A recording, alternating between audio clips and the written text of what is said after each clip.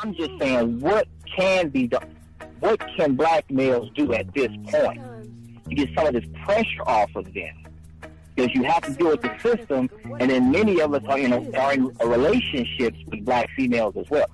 I no longer am, and have decided for me personally, I will not live with another black female or ever attempt to be married to another one. But that's just me.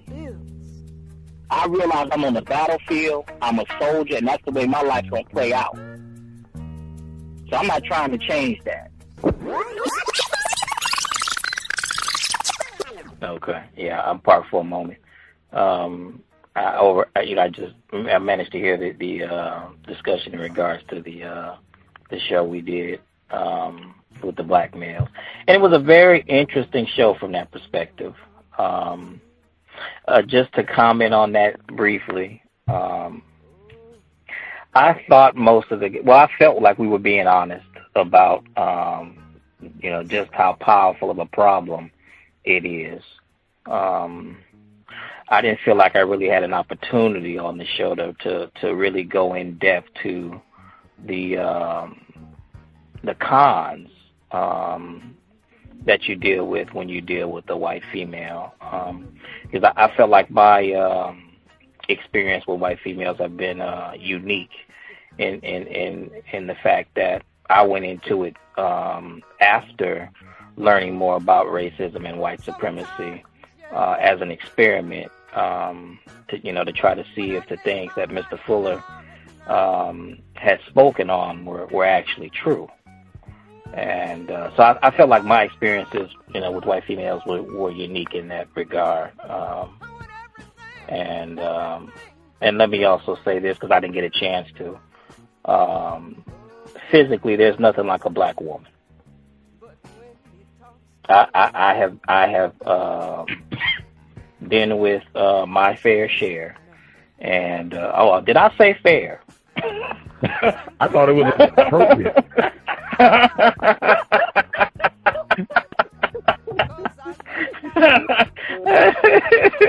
Let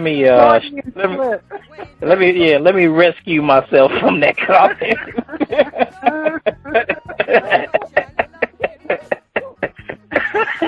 and let me strike that one from the record.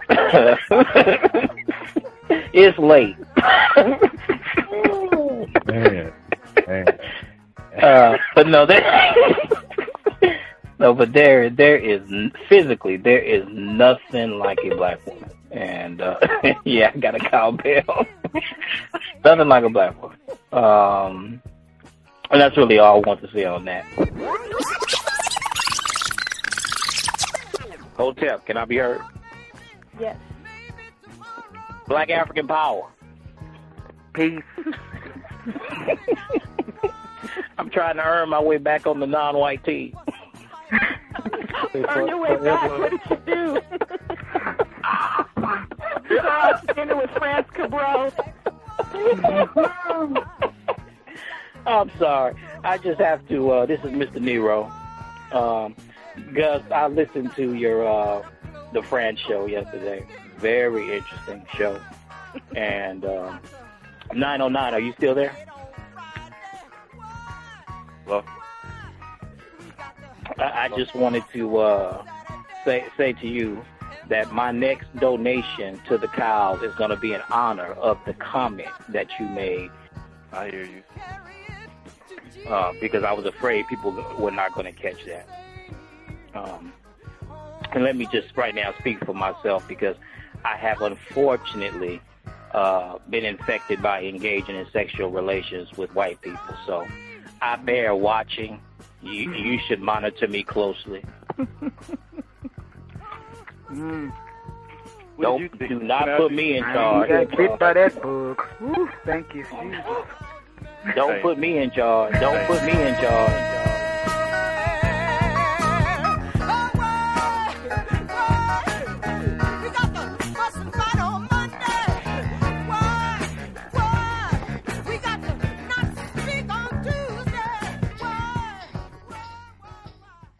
Context of White Supremacy. Justice, Gus T Renegade, in for another broadcast. hopefully to share constructive information on the system of white supremacy. Today's date, Sunday, August 11th, 2013. So I have been told. We should be back on Tuesday. A white man, racist suspect, should be with us. Sam Durant. He is an artist. I found out about him. Black female attended a party. I think it was associated with Quincy Jones. That would be a cowbell too.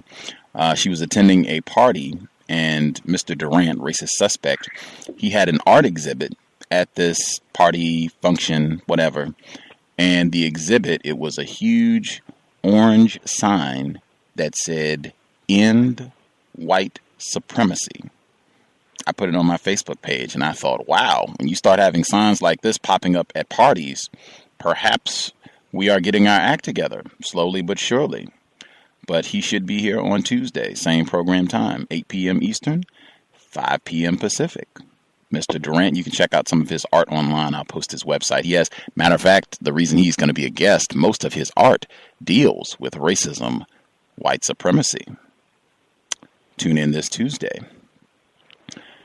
The audio clip that you heard at the beginning of the program, the first clip from the now infamous July 31st, 2013 program with Dr. Shahrazad Ali, when longtime listener and investor, Mr. Nero, dialed in to share his views. The interesting thing is that the two audio clips that follow, many people, I played that clip last week, many people thought that those subsequent sound clips happened after July 31st, 2013. That is not the case. The two clips that followed are both from 2010, and to be specific, that last clip where Mr. Nero is talking about a comment that 909 made and saying that he has been bit by the bug of having sex with a white person, that comment is from July 29th, 2010, almost 3 years to the day of the now infamous broadcast with Dr. Shahrazad Ali. Very significant, in my opinion. More to talk on that later. At any rate, thought it would be great to have one of our favorite guests back on the program to discuss this topic, the conflict between black males, black females, and I would say just conflict between black people in general. It's not like black males get along with black males, not like black females get along with black females. It's been my experience, even older black people don't even really get along with younger black people. All important to keep in context, I think. Our guest, she has been with us twice before. Many folks have commented they really enjoyed hearing from her, thought she had lots of great information. I actually did a book review for her debut publication. It's on my blog. I also put it on Amazon.com. Hopefully most folks will be motivated to get her book, read, and share. The book, Pieces of a Puzzle, the One Thing Black Females Will Not Talk About. First published in 1997. You can get a copy online. If you get confused, let us know. I'm sure someone will be more than happy to direct you to the site where you can pick up a copy. Lots of great information and just being truthful. We talked about that yesterday. That's one of the big things victims of racism need to do. Immediately stop lying to ourselves. Real pleasure to have her back on the program for her third visit. Joining us live, author Reneathia Tate. Miss Tate, are you with us? Yes, I'm with you. Outstanding. So thankful to have you back on the program. Glad you could share a bit of your Sunday evening, I guess for you, with us. We might have some new listeners, folks who have not heard your two previous visits on the program. Is there any information that you think listeners should know about yourself before we get started? Well, about myself? Yes, ma'am. I am a victim of racism. I'm also a victim of white supremacy. Where I had been raped by a white man. It was very subtle, very high-tech, if you want to say. So I am a victim of the sexual trauma and abuse. But black females are keeping a secret, and that is we will not discuss our sexual affairs with white men to anyone. And that's because after these experiences, we all walk away with a vague notion that we have been raped or robbed. Plus, a lot of stuff that we engage in with white men is not even classified as sex. Research revealed that the acts were very disgusting, such like the golden shower. Then there's the mental health side. The book addresses the trauma that we tend to, females, as a reason for not talking, we tend to bury these experiences in the back of our minds. Racist white people engage in kinky sex with black people. And this kinky sex, and that means it's all kind of weird sex. So this is a reason why we're not talking about our sexual affairs with white men. The term that you used at the beginning, you said you have been raped by a racist white man, and you said that it was done in a very subtle and high-tech manner. What do you mean when you say this rape was carried out in a subtle and high-tech manner? Well, it's hard to be able to prove that it was rape. I had to go through a lot. I couldn't just say it was rape because I walked up, I walked up to him, but it was all planned. But I came to him. When he took me up the steps, I went up the steps. And most of the people will say that means I consented. It had all those elements in there, the way the society is set up to use words. So if I go up the steps, that means I consented. See? But you don't know what you're consenting to. A rape or a regular sex or whatever. You know what I mean? You got to know what you're consenting to. So it had all those little elements that you had to sit down and really look at the code book, look at definitions to be able to say it was a rape. Okay? So that's how that goes. It was subtle. It was subtle.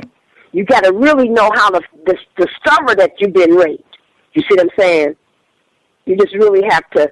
And it took me years to realize I was raped. Mm. Yeah, it just was, because it wasn't no violence. It wasn't what they tell us rape is, a lot of violence. It was some violence, but the violence took place once he entered my body with his penis. You see?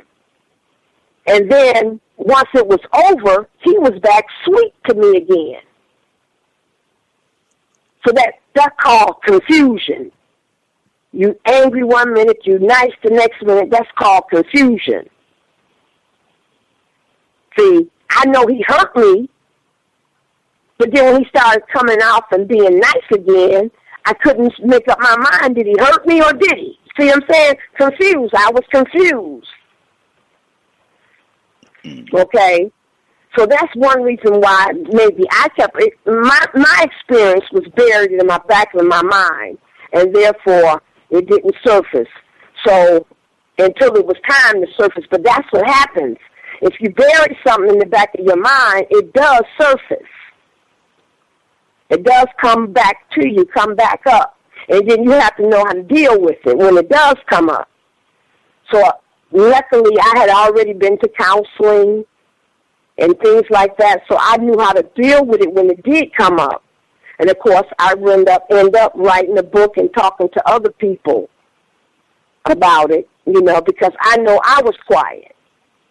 And I didn't know I was quiet until Neely Fuller asked me a question. I guess I had mentioned that before. And he asked me, have I ever had sex with a white man? And when he asked me that question, I hung up the phone on him. And then I waited for a minute or two, and then I called him back. And I said I did, and he hurt me. That's all I could say, was that he hurt me. You see.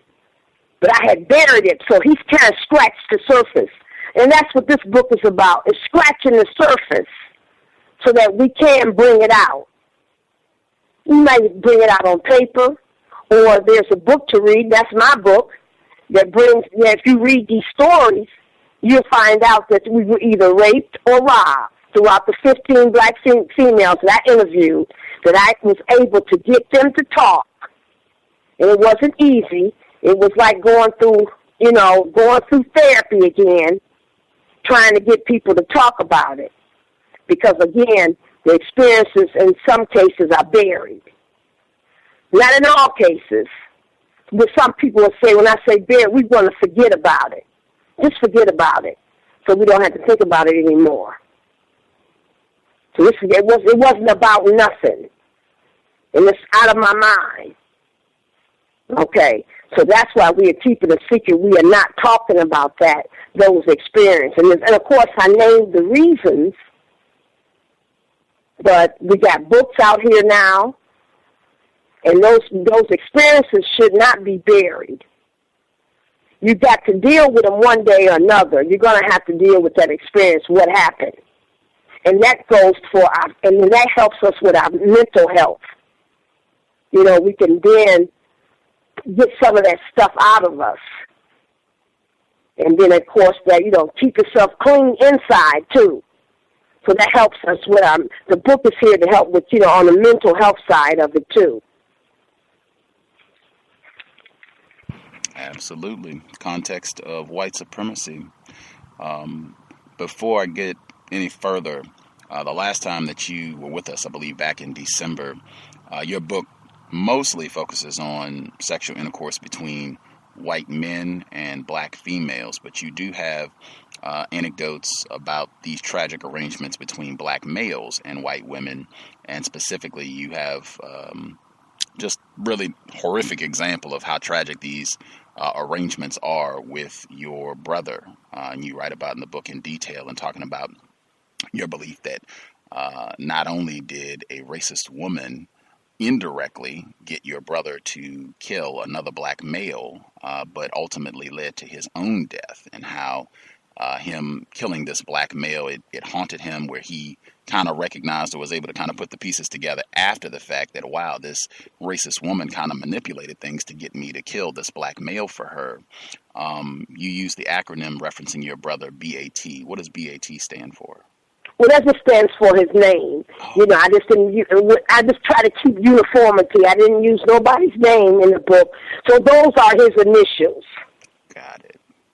Those are just his initials, and I call him the Bat, because I kept everybody hidden, I didn't name any names, Everybody, this was, a thing where I wasn't going to let anybody know who I was really talking to. And some of the people I didn't even really know. I met them for the first time, particularly the white men. They might have gave me their names and stuff, but I didn't keep it recorded, nothing like that. So I didn't really know them either. But they wanted to get involved with me, so they called my answer machine and was trying to come at me, so I got a chance to interview them to find out what they feel about black females, what they really feel, And of course, they said a lot of things exciting, and it sounds good, because of course, we'd do anything. I think I named somebody in the book called Miss Do Anything, and she was a black female who was willing to do anything. And I was like, please don't. If you're willing to do anything, please don't do anything with stay out of the bed with white men, period. See, because you can't be willing to do any and everything. So we got a lot of homework. We got a lot of work to do, and we don't really have time to be into certain battles with each other. We have to focus on white supremacy. We have to focus. That's how they get along. They focus on keeping us confused, keeping us nitpicking with each other, keeping us fighting each other, families, boyfriends and girlfriends, no harmony. to keep a lot of confusion among black people. You know, and we should all need to just sit back and say, wait a minute. Always go to the root source of any problem. So the root source of black male, females' dilemmas and problems and no harmony is white supremacy, racism. That's the root source. When two black females can't get along, two black males can't get along, that's white supremacy. That's the root source of it, to keep black people confused, screaming and howling at each other, all this, you know, tension and stress, keeping us stressed out with one another, stressed out in our families. It's all due to white supremacy. That's the root source of it. Absolutely. I want to read a little bit from your book. We've been talking about this. I think I'm reminded of Dr. Kamal Kamban. He's been on the program many times. Folks can visit his website as well, which is his name, kamalkamban.org, where he says we need to come to some conclusions about things. We don't have time to just keep going around in circles with the same thing. With regards to black male and black female relationships, there are mountains of books on this topic, seminars, lectures, videos, you name it, it's been done for decades now. We need to start coming to some conclusions that these relationships are not going to be satisfactory. They're not going to be their best as long as white supremacy racism exists. And in your book, Pieces of a Puzzle, this is on page 371 for folks out there. If you got the book and you want to follow along, you talk about your own experience being in a arrangement with a black male where both of you had some understanding of racism, white supremacy. You had talked about the horrific act of having sex with a white person, and that's something that should not be done. And then you go on to talk about just, hey, even having that understanding of racism, white supremacy doesn't necessarily mean that your relationship is going to be great, and it won't have the same pitfalls that you would have if you were confused about racism. And I'll just read, this is on 371, again, talking about your experience. You use you used the synonym or pseudonym, Mr. Love Pain, for this black male that you were in a arrangement with. You write, I held back many tears during this interview, but later I cried, and so did Mr. Love Pain. I cried because I had to give up my fantasy about Mr. Love Pain and a relationship. But I not only had to give up some of my fantasy, I had to give it all up. You see, under white supremacy, black males are not going to be into you, black females. Some black males are into many things, like drugs, cars, their work, and or many females. But none will be into just you and only you, black females. After all that was said and done, Mr. Love Pain was left terribly confused. He said he did not care that much for me. Then later he said he did care for me. Nevertheless, I fell into a deep depression. I had to suffer with the pain of reality. I remembered counting those painful days of my existence. I gave up my existence over and over in my mind. And I finally realized I was only existing. I was not living. But then the day came, and then I rise. And from my pain, I bring you this. It wasn't until after this interview and the pain I experienced that I gained a greater insight into the system of racism, white supremacy, and its effects on non-white people. I too learned the hard way through my own experience that black males and black females cannot have relationships as long as racism, white supremacy exists. At least not to each other's satisfaction. The code again proves it to be correct, and this book gives clear examples of the code. I learned that black males and females really cannot have anything but sex under these conditions. Black males and females will have to try to establish a communication. We cannot even communicate with one another for long periods of time without arguments erupting. The code says black males and females can only have arrangements. We cannot have relationships. First, because of racism, white supremacy, and secondly, because the racist gave black males and females two different definitions of relationships. I will stop there, pick back up in a few minutes. I wanted to get you to comment on that section, and specifically with Mr. Love Payne, if you could share what he ultimately revealed he was doing, even though he had some understanding of the code, racism, white supremacy. Yeah, well, Mr. Love Payne was having sex with white women, and many of them were prostitutes. So he was spending money and having sex with white women prostitutes. And then it just got worse from there. It just got worse, you know. Well, years later, you know, because we had been together, let's say about 12 years, he just had a problem with he was like a sex addict. And then years later, I found out that he was having sex with men, other males. So by that time, our relationship was over.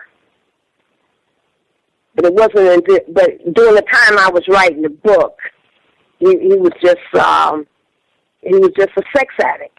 You know, he was involved with prostitutes during the time I was writing the book because I was with him at the time. You know, and then later on, after the book was out for many years, I found out that he was involved with other men too. But he's just real sick and confused, you know, and that's what white supremacy does to black people. Another example, how sick and confused they make us. You know, we don't know what sex we are. You see, males walking around thinking they females, females thinking they males. See, that is mental health issues. That's sick. But that becomes, the white supremacy is going on. You see how they concentrate and keep us confused. Going this way, going that way, but not going the right way. But see, that's how they keep us confused. They focus on doing stuff to keep us confused like that. You see, that's their number one thing. If they don't have no confusion, then white supremacy for them is over. But they got to keep black people confused about their sexuality, confused about everything. But we still should focus on them, which is the root. Focus on the root, and the only way you can get rid of stuff is that you focus on the root. Black males and females should not be focusing on each other. Not like that, no. Because you can't get nowhere. I think the code tells us we can have sex. Okay, but all this other stuff that we try to get into is just not going to work. We have to learn how to communicate with each other first. If we can establish a communication, that's the first thing we need to try to work on. And the way I interview the white men is the same way black females are supposed to interview black males. Over the phone, we're supposed to talk to them over the phone. Ask all the questions and get to know people over the telephone. And I bet you a lot of stuff will come up over that telephone. And then you kind of know who you're with. See, we don't have time. We're supposed to be talking to our children, reading books, and trying to raise our children, you know, so that we understand what kind of society we're living in. We don't understand this society. What's the difference between having that communication over the phone as opposed to in person? It takes the sex out of it right away, and you get to know a person. It takes the sex away from the ordeal. You get a chance to communicate, to see if you can communicate. Some black males and females can't even talk over the phone. If you can't do that, ain't no way in the world you should be in the bed if you can't talk over the phone. It's a certain amount of sex we're supposed to have. We're supposed to limit that. I don't know if it's the code tell us about maybe I don't know if it's 2 days a week or maybe twice a week. But everything is supposed to be limited so that we can keep the focus on white supremacy. We're not going to solve these relationship problems with each other. They're not going to, it's just going to still keep going in a circle where with no harmony.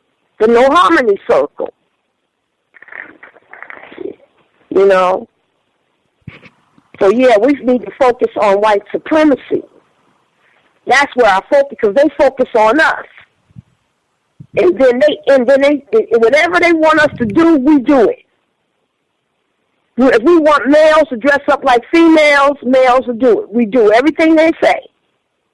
All they got to do is show us an example. And we will follow along right behind them. And then some of them even walk off believing that we were born gay, you know, and all this. So, well, it could be, but just don't spread it. If you were born gay, because I don't know everything, don't spread it. If that's the way it was, you were born gay. So yeah, I'm here to talk about all kind of sex. When you say don't spread it, what does that mean exactly? Don't recruit. Recruit new people into it. Got it. Don't recruit. Just stick to who you've been with, you know. But don't recruit people into that lifestyle. Was Mr. Love Pain, was he, once you got the information that he was also engaged in anti-sexual, so-called homosexual behavior, was he engaging with white men or non-white males? You know, that to this day, I still question that. And I always wonder if he was saying to me that the white women, because he would try to keep me confused too, but then that was a lot of lies because he didn't want me to find out. So sometimes I believe the white women could have been white men. You see? So I don't know for sure. But, because he was, you know, very secretive. But, and like I said, after the book was written, I found out about the homosexual stuff that he was doing. That was after. And he never admitted it to me either. I had to discover it or put the pieces of the puzzle together. And then discover it that way, because he never admitted it. He just could not admit that. You know, I don't know, for shame, and you know, that's possible, you know. Lots of that under racism, white supremacy, shame after we have been abused and terrorized by racist man, racist woman, racist child.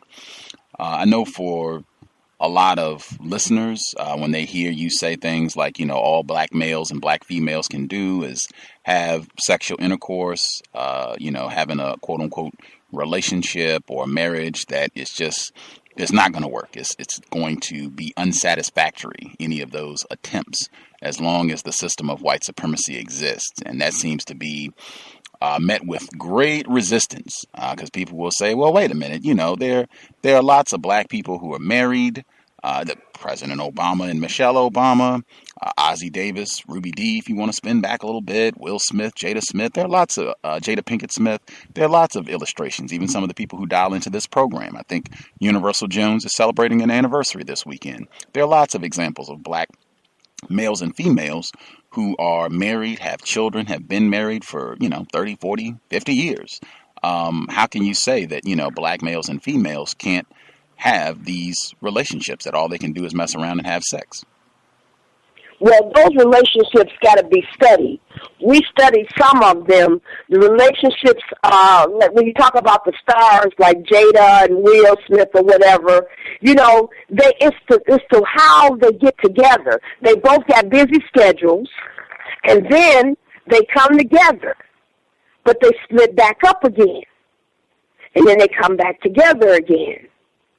But there's some time in there where they are apart from each other. So the stars because both of them got hectic schedules, busy schedules. And then when they separate and come back together, that's what helps the relationship. It still don't have harmony, but it kind of helps the relationship. Even white people don't have too much harmony until it comes to black people. They don't have harmony in their relationships, but when it comes to black people, they know how to get their focus together. Then they have harmony. When it comes to us, they have harmony. Okay, but when they're not focusing on us, they don't have too much harmony. All relationships, white supremacy affects white people too. You see, it backfires on them too. Okay, and they know that. That's why they got so many sacrifices. They have sacrificed so many, but white supremacy falls on them too, okay? And they know it's going to happen that way. But man, let's keep those non-white people in check. And then that's when they have harmony. Mm. Okay, without keeping black people in check, they don't have harmony. They break up too in their relationships and the marriages and stuff. Now with black people, if they're attempting we attempting marriage. We just attempting it. We don't know if we're gonna make it through or not. But if you are married, if you're attempting, we saying hang in there. Don't get divorced. Just hang in there to the end. But see, we get mad and want to get divorced and all that. And, you know, we don't know who we with. You know, I'm tired of that. We don't know who we with because we didn't sit on that telephone and find out who we was with. That's why it's important to find out who you with. Sit on the telephone and talk and talk and talk and fuss and scream and do whatever you have to do over that phone, but no contact. And that's important for the females because the females feel like, you know, they can't, once they give it up, they can't get it back. And that's how it goes. They can't get it back. So it's very important for the females to talk to these males over the phone. Because once they give it up, they can't get it back. You know, they be mad because they wish they could take it back, and they can't take it back. You know, it's too late, you know. You done gave it up now, see. I think a big part of that, because I feel like people have said that before, you know, you should wait before you have sex and blah, blah, blah. But I feel like if you have an understanding of racism, white supremacy, I think tying to a lot of what you said in the book, that these arrangements, it's probably not going to work out to your satisfaction. This is probably going to be something that's going to generate some frustration, disappointments. That's just what the system of racism, white supremacy is designed to produce. Conflict, stress, frustration, disappointment for anything that black people attempt that is of some constructive value. In particular, something that requires cooperation between black people, whether it's black males with other black males, black females with other black females. The system is just designed to do that. And you talk to a large degree in your book about we have a lot of these fantasies in our head about getting together with someone and being together, having a house and children and all that. And a lot of what you say in the book is about getting those fantasies out of our heads and understanding, hey, we have all been severely traumatized, and that any of these attempts at relationships, hey, I am going to have to drastically lower my expectations just based on racism, white supremacy. Am I accurately understanding your book? Yes. You know, fantasies are nothing but lies. But they put us in, they tell us a lot of stuff, even, you know, Santa Claus. They tell us a lot of lies as children, okay? And then we just, you know, we're going to grow up and have a picket fence. I'm going to get married. I'm going to have these kids. And, you know, we're going to, you know, and it doesn't, that's not how life really is. Because we're under a system, okay? So whatever they see and whatever they want to go with, however they want to do this system and change it, we still under a system. We're still like slaves. It's like slavery, but it's high tech. You know, high tech slavery, but we're not free, you know. And our relationships are just a mess. It's not just it's relationships within our families are a mess. Mm-hmm. Most of them.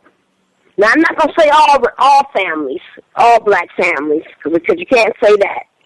But a lot of us, with our families, with friends and family, people just don't get along under white supremacy, and they got it set up like that. Mm-hmm. Absolutely. The more conflict and the more confused we are, that's how they know they're doing their job. And that white supremacy, that's how they measure white supremacy and see if they're doing their job and know that it is working. As long as we keep black people confused. And that's the main thing, keep them confused.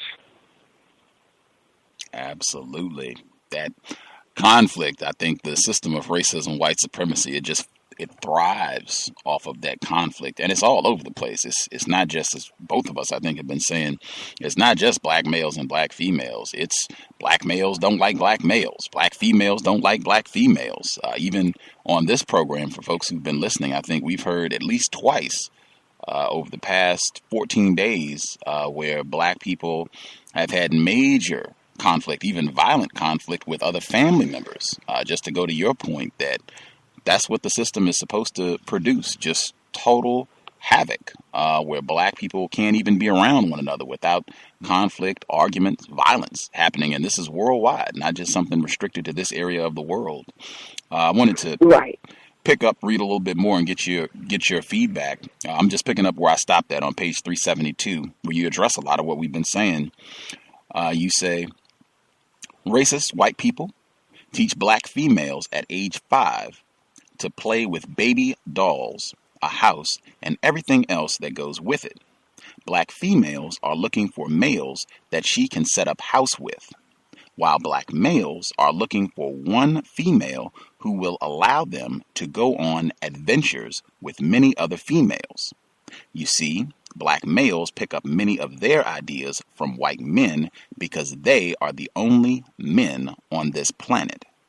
Black males read about and see white men going on adventures and leaving their wives at home.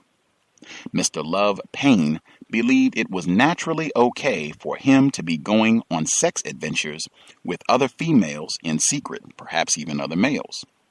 He was expecting me to be a woman, in quotes, who knows how to handle this. Codified logic states there should be no secrets when black males and females want to engage in sex with other partners while they are in arrangement with one another. You see, it's okay when everyone involved agrees to it. Again, black males' definition of relationship and or marriage means that they will choose one female to hang with, but she must allow him to go on all kinds of adventures.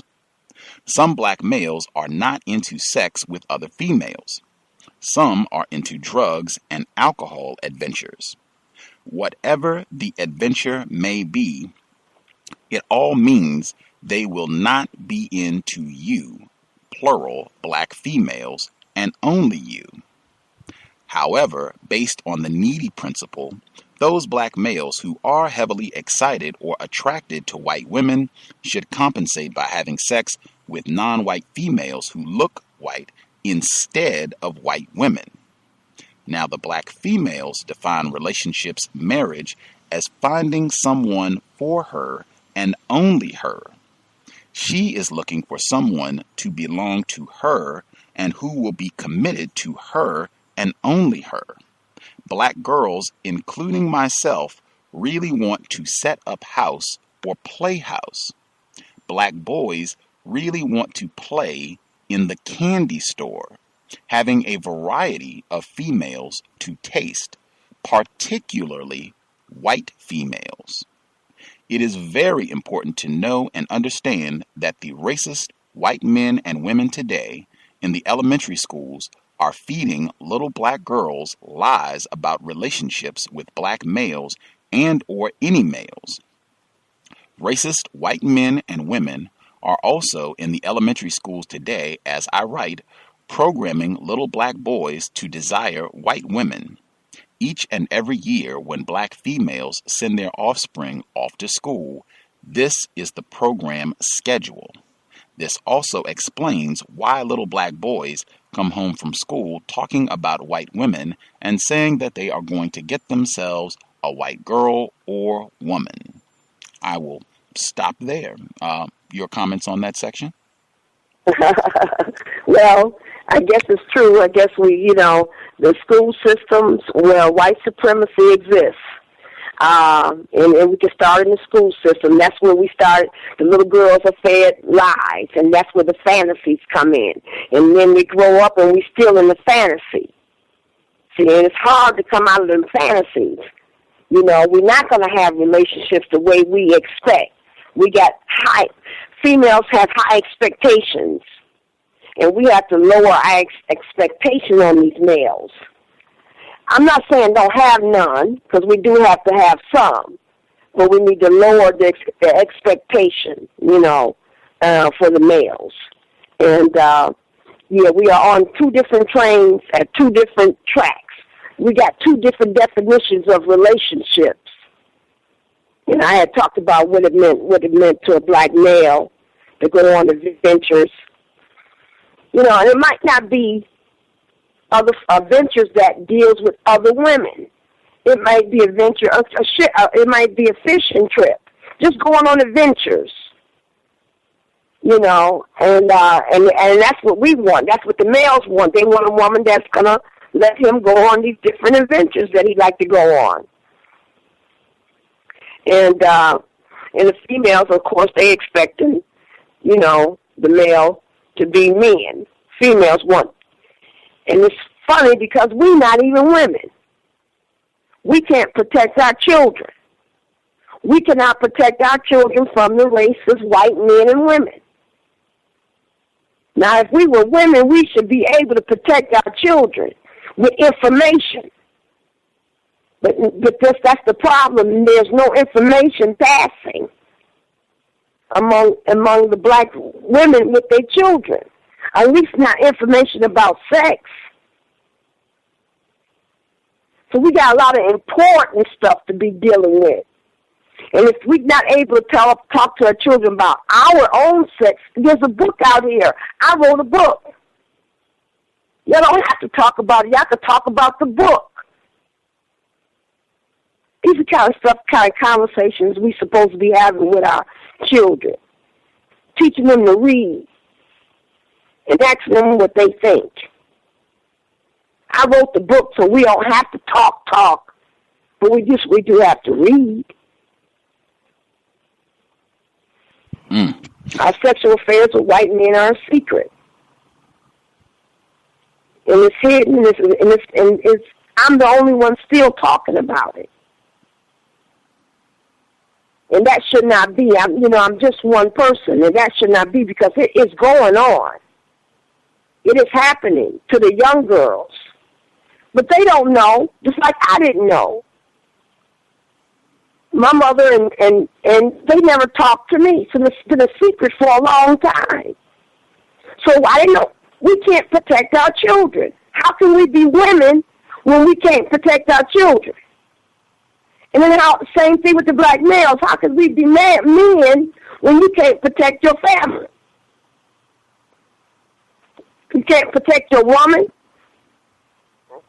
So we need to come off this men and women stuff and look at reality and say that we are basically, in comparison, not in comparison to each other, in comparison to white people, we're children. We can't be men and women if we can't we can't stop white supremacy. How we going to be men and women? A woman know how to protect her offspring. So the book is written, and the book should be in the hand of a lot of young teenagers. At least have a discussion about the people I interviewed. You know, we want to see some changes, some real changes. And we can't keep going over the same circle back and forth, you know. There's a lot of squabbling with the black females and their daughters. It's just a lot, you know. And that's because we don't have focus. Our focus is off. And until we focus on white supremacy, there is going to always be chaos and confusion among black people until black people start focusing on white supremacy. And that's just the bottom line. We have to focus on white supremacy. Shame. Context of White Supremacy, the book again, Pieces of a Puzzle, the one thing black females will not talk about, by our guest, Reneathia Tate. I was talking with Miss Tate at the beginning of the program before we went live about Dr. Shahrazad Ali, her second visit about 10 days ago, and the infamous dialogue that happened with the callers featuring Mr. Nero, longtime listener and investor. And during the program, I was overwhelmed. I really underestimated the amount of toxicity and that conflict that we have, that anti-blackness that exists. And I apologized during the program, but after I had time to think about it, I said, wow, I need to retract that apology, really all of those apologies. And I said, the reason is because it was constructive for me to know that that level of toxicity exists. And I think it is extremely important for black females to know that, because I think, as I've been saying this whole weekend, we got to be honest with ourselves. And that's one of the big things that you say in the book, honest, being truthful about the system of racism, white supremacy, not lying to ourselves, not lying to one another as victims of racism. And I think it is extremely important, because I hear a lot of talk about the black woman is God and the black woman is earth and queen. And I feel like under racism, white supremacy, that is just, it is foolishness. You see it every day where some of the same people that are saying the black woman is God, the black woman is earth, these same people are out mistreating black females, talking bad about them, domestic violence, just the whole nine. And I think it is very important. You write in your book that black females need to understand that black males, just because of the system of racism, white supremacy, they are not going to have a high value on you. Even if they say so, even if they pretend, you halfway think, I mean, that's what the system produces. And we need to start being honest about that. Can you touch on that a little bit? Because that seems to be a painful one for us to think about and accept. Is that he doesn't live up to our expectations? Correct, and that the black the black female is just not going to be that valued under the system of racism, white supremacy, even by black men. No, the value goes to the white woman. The white man put value on his white woman, and on certain ones, on the ones that the black males get, they put low value on them. Okay. But the white man, the racists know how to. They the one who get the status. We don't have the same status. We are victims of racism.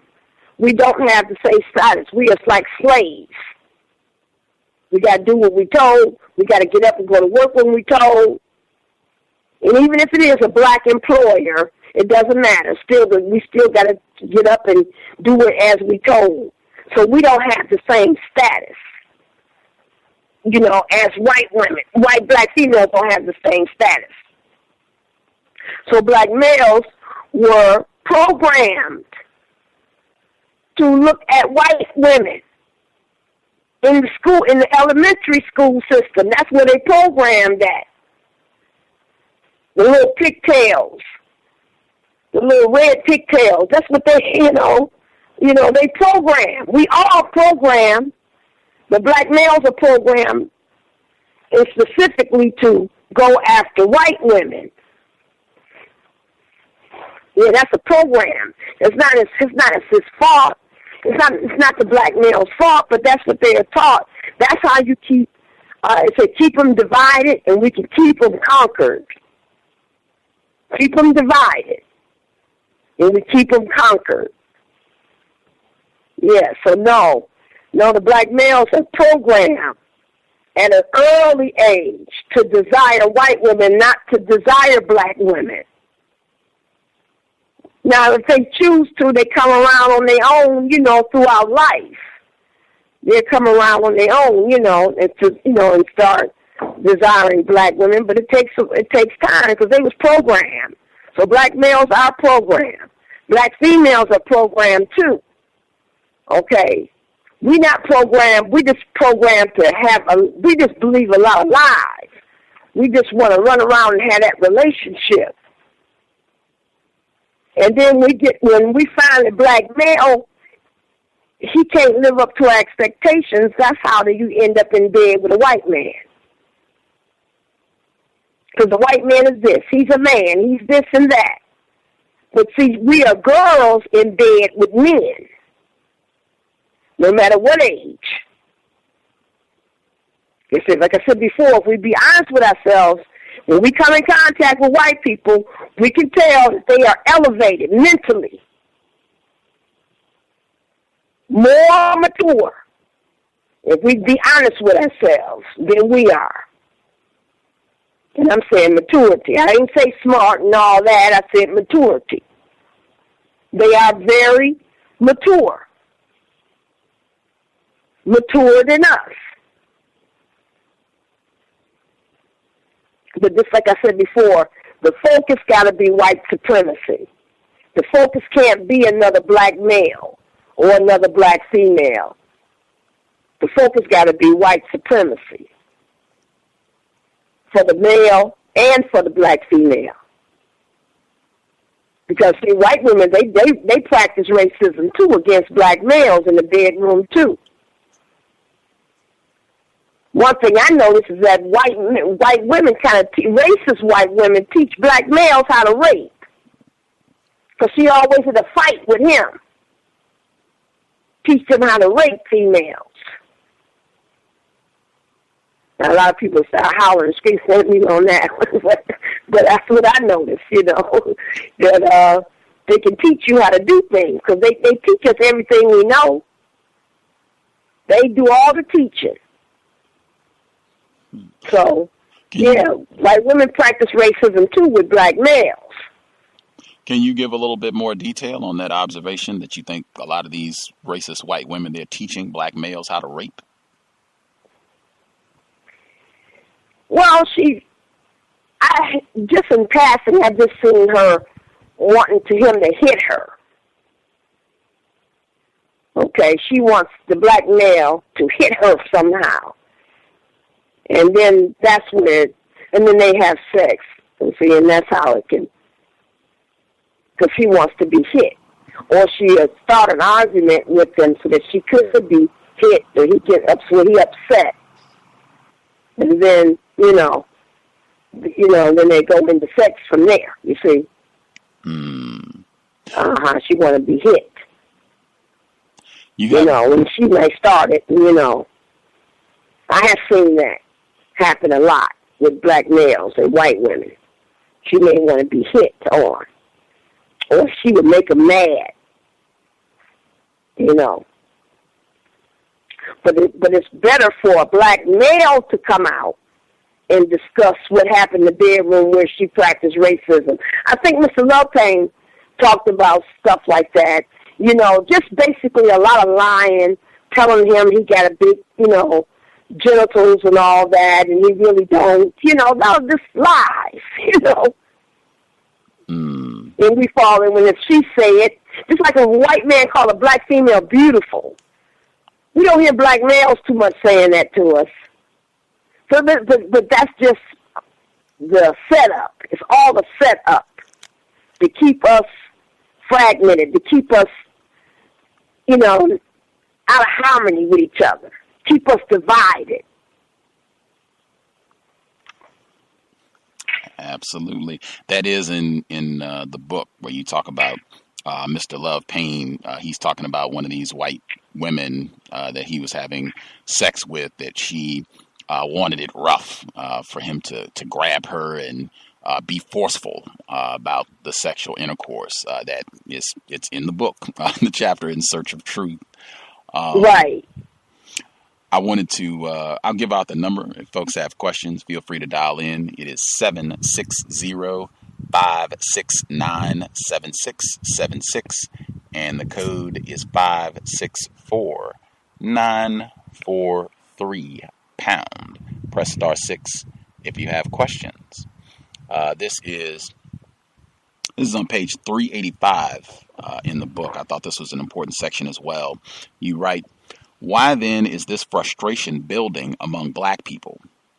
Well, it's because no one is getting what they want or believe they should have. The black males give the females sexual attention in hopes to get sex, and the females, after getting the attention, usually do not give up the sex at the same time the males want it. And this is because she is trying to build a long-lasting commitment with these black males. Everyone walks away not getting what they want.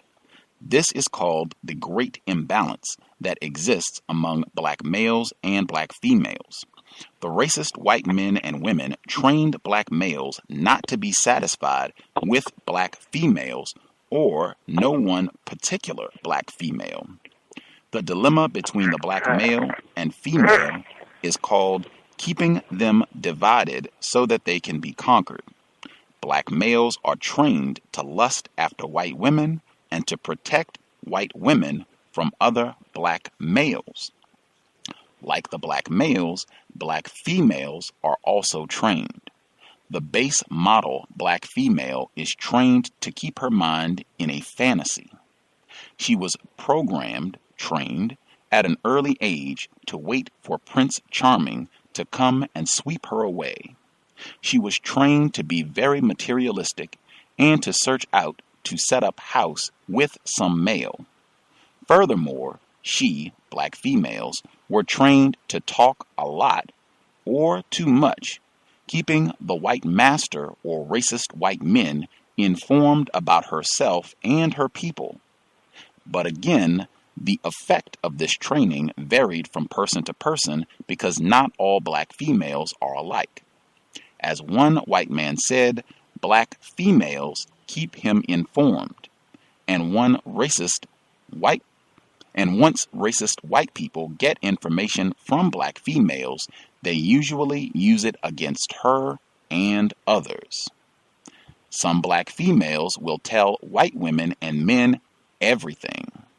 I recently overheard a black female drug clerk telling a white woman who could have been her supervisor about her black male boyfriend who stayed overnight with her and woke her up at 4 a.m. to help her prepare for work, etc. What does all this mean to racist white men and women? Well, it could mean that black males and females are getting along, and they cannot have this. Why? Because racist white people are very concerned with the population growth among non-white people.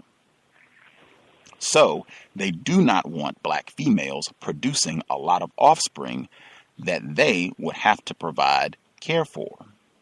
The code says black males and females should not discuss what they do with one another to any white person unless that white person is willing to give out the same kind of information about themselves. The needy principle then takes the position that the racists do not want black females to have the comforts of the black males in the bed with them overnight or any night. They, the racists, would rather have black females in bed with other females overnight.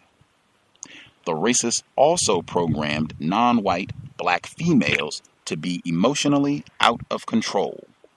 The racists took the creator-given emotions of the black female and exploited it to the point whereby making black females emotionally out of control and leaving her emotionally unbalanced.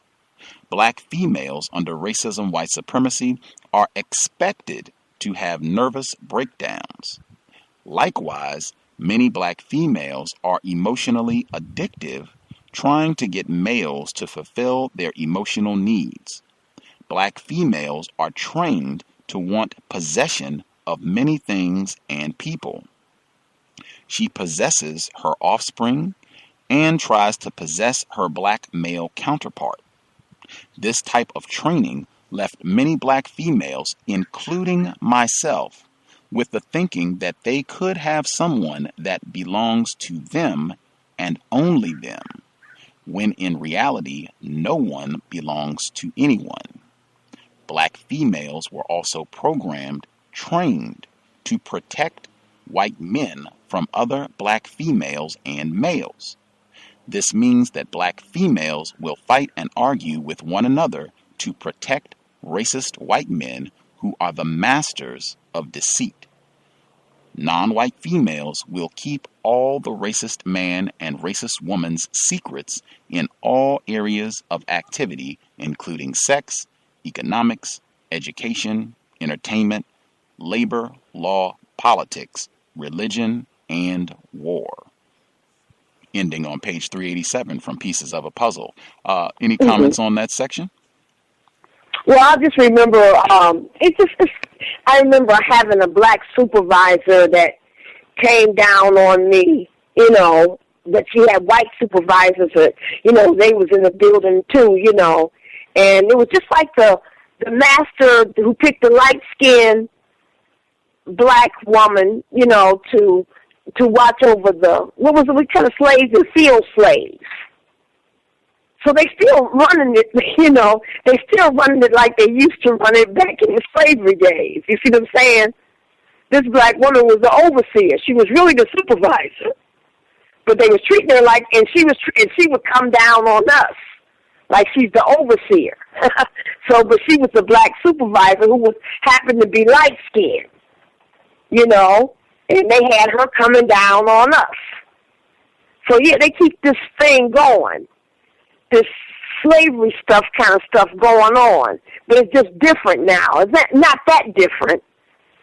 It's just more high-tech. Like I said, we have a black supervisor instead of a black slave plantation, owner or whatever. She's the master of the plantation. That's what I thought about when he was reading that section, and that is, how they keep white supremacy going on, and it models. It's modeled after the slavery era. That's how it's modeled, and they keep that. They keep it still going on. They do the same things, over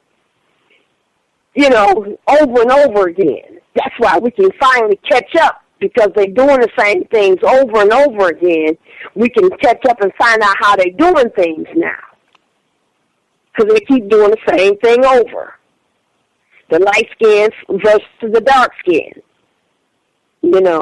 So, yeah, we can catch it. That's why we can write about it, because we're getting caught up now. At least some, but we're just trying to feed the information to black people. The black people have to read. We don't have time to be into this and that petty little things with each other. We need to be reading and reading to our children. Amen. Our focus is not there. Absolutely. Certainly not focused on things that would be constructive towards ending white Right. supremacy, racism. I want to get some calls in, but I wanted to ask, because you said that you feel like the system of white supremacy, it trains, it programs black females to be emotionally out of control. When you were less informed about white supremacy, racism, did you, like, looking back on it, do you feel like, yeah, I was emotionally out of control? Yeah, I mean, some of it is, you have to grow. We have to grow out of that. Some of the stuff has to be grown. We have to grow out of it, But I think what's the name of a group? I don't know if I can't think of the name. I was thinking about I think it was something at birth. We just missing things that we need to be men and women. We missing a lot of stuff in our development to be men and women. So today, it ain't no change. Black females are not women, and black males are not men. But black males expect us to handle disappointment. And we're not even able to handle our disappointments. But women know how to handle disappointments. But see, black females, we're not able to handle those disappointments, which cause us to be emotional. But again, this can be rectified if we change our focus. If we get an understanding of how white people operate, then we say, oh, okay, I see how they're doing that. Let me do this. You see, if we just do little bitty things like that, just change our focus. Don't focus on each other. Because, you're going nowhere. You're going to be disappointed. And black females should know this in advance. So she won't be running to a bed with white men. She's going to get disappointed there, too.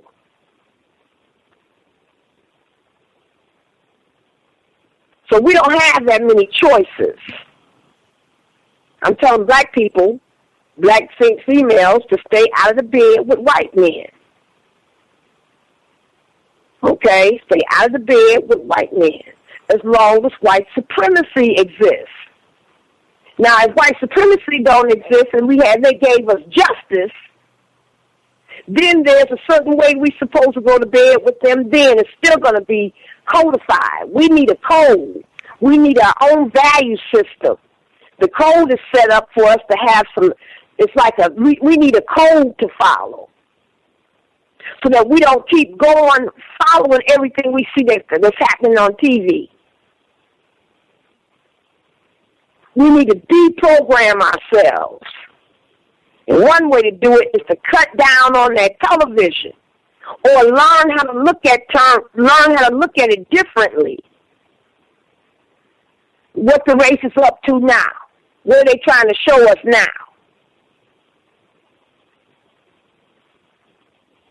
And that's how some of us have come out of this family. I've been said stop watching soap operas. Okay? Because that's dangerous. That keeps you in a fantasy. Keeps a lot of chaos. You got to remember, white people like a lot of chaos and confusion to go on. That's how they can function. But they can't function if we were constructive. Oh, they would have a fit. If black people suddenly became very constructive. Little things we can do. Stay focused. Absolutely.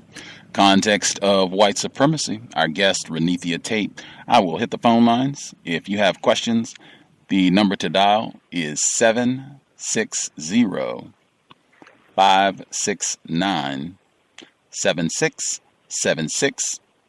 And the code is 564-943#. Press *6 if you have questions. *6 if you have questions. If you do not want to use your phone to dial in, you can use the tiny.cc/1race. That's the number 1. Again, it's tiny.cc/1race. And same procedure, you'll see 3 blue buttons on the page. Blue button on the left side of the page. Press it. It says flash phone. Press that button. It'll open up a small window. On the first line, select the number 760-569-7676. Then on the second line, where it says code, just put in 564943. And then the third line, you can leave it blank. You can put your name in. You can put a pseudonym, whatever. Then just click the green button at the bottom where it says to call.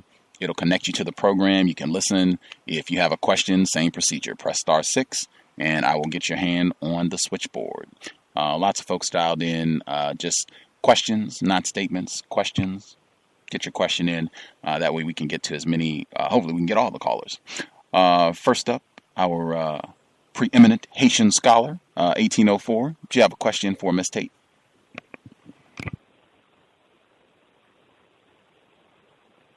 Is that me?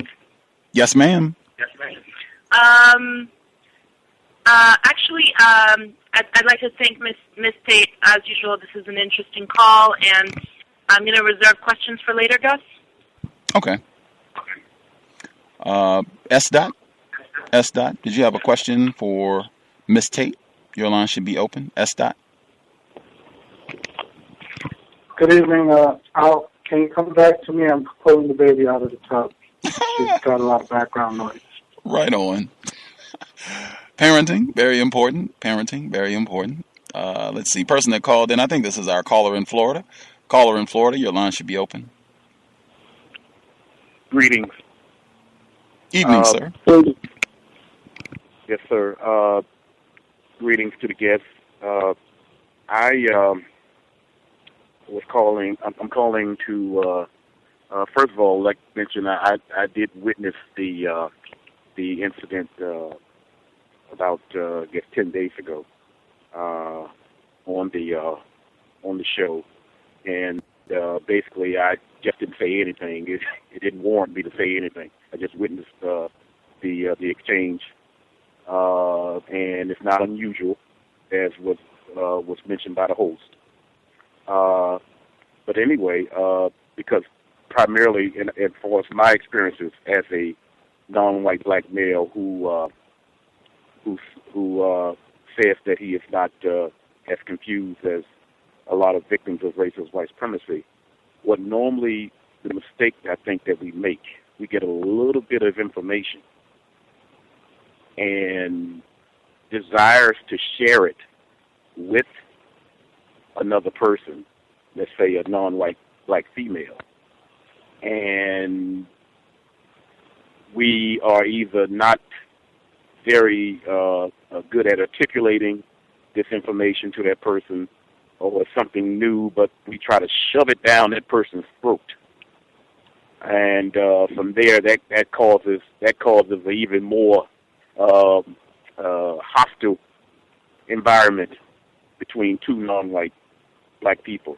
My question is, could you give us some insight on how to avoid that type of conflict? What you mean in terms of when you're trying to give black people knowledge and it be a conflict there? Well, is that what you're trying to say? I would just say with the attempt of sharing constructive information. What is the best strategy to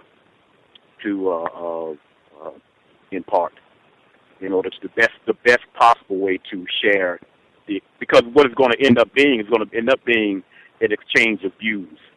I myself over the years, I'm 55 years old, and I've been in the frame of mind of being less confused for most of my life. I would say, from a teenager up until now. but primarily what takes place is the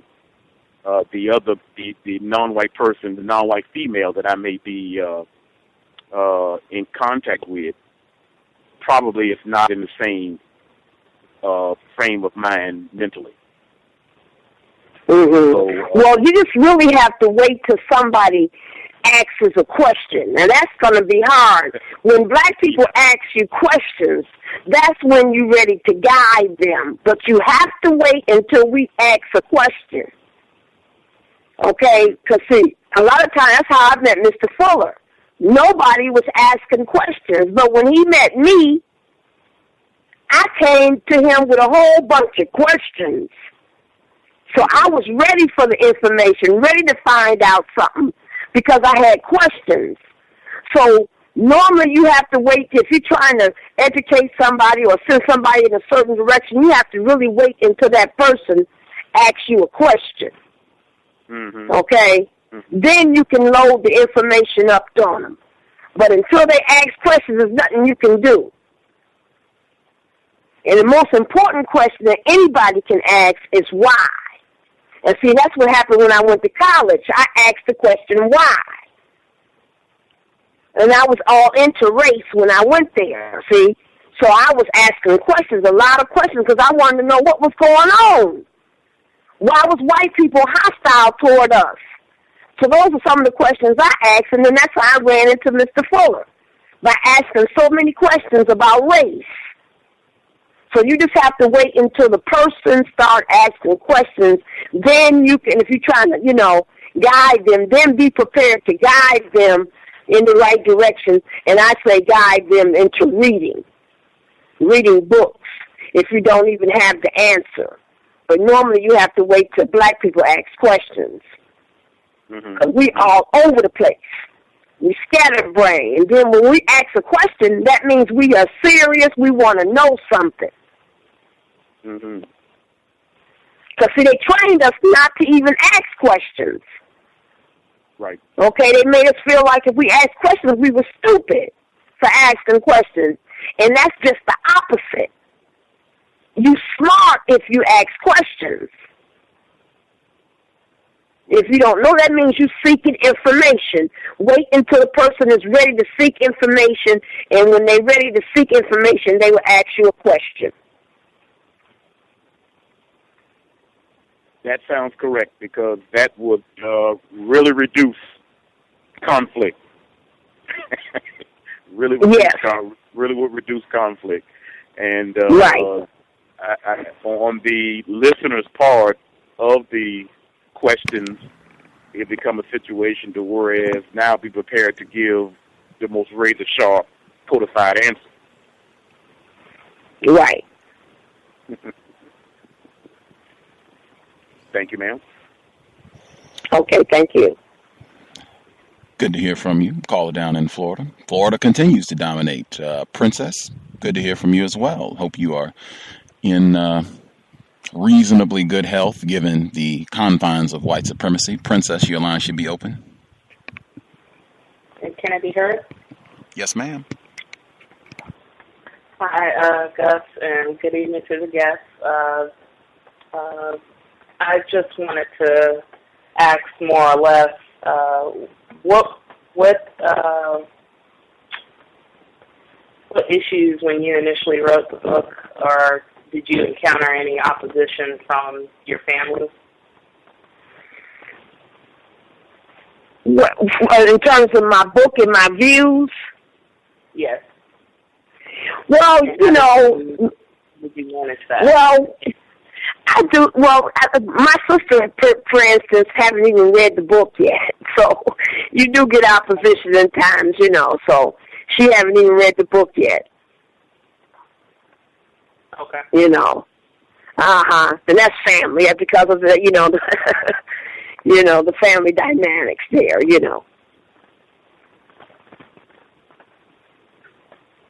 Okay. I was just wondering because it's kind of what the other caller was just saying in Florida, South Florida. I had a situation last month with my sister, and it kind of exploded and was an epic fail on my part, but I think I'm still trying to figure out exactly what set me off on the edge with her, because I'm not even speaking to her anymore, but it just something. Well, see, that's white supremacy. Yeah. Yeah, now that's white supremacy. Well, we don't get along with our family members. So you see what I'm saying? White supremacy is in you, it's in us. Okay? So that we don't get along with our family members. That's all you can do there is less contact, less conflict. Less contact, less conflict. Okay? I do that, and it's like, everybody is thinking that's going to isolation or something, and yeah, it'll come around. It'll come back. You all will come back together. But I'm just saying, don't expect a lot because of white supremacy. It's a dominant force that tears up all relationships. And I think that's under the code book, that's under politics. Mm-hmm. You got to read about politics, and that's under the compensatory code system book, too. That's about politics. People relationships. People relationships are destroyed. We don't have families. We have survival units. We don't really have what you call a real family. We got survival units. So you just have to change the way you see things.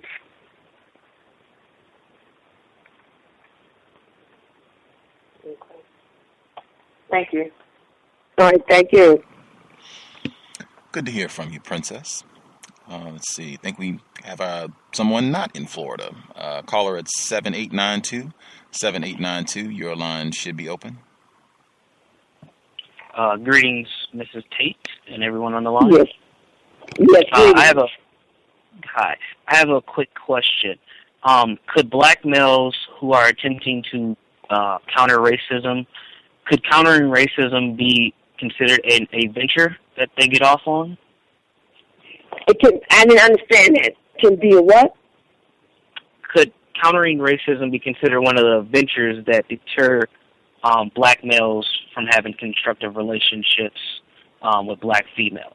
Like before, you were speaking about cars. Some are into sports. Some are into being workaholics or whatever. Could countering racism also fall under that category of adventure? Well, I was saying that black males go on these adventures. Now, if the adventure is for, to help do what you can about racism, that's something constructive. Yes, and you're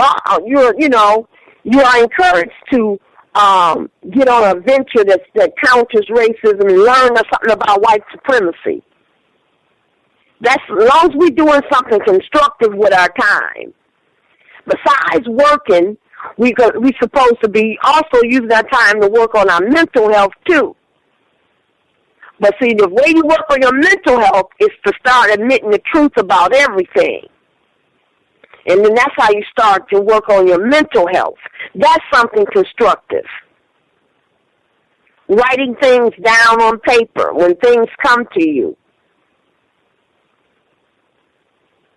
Talk about your experience with white people, racist white men or women.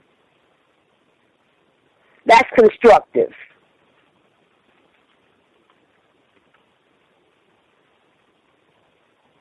I agree. Thank you. That's all.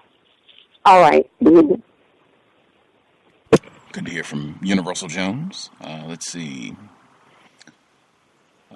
Caller.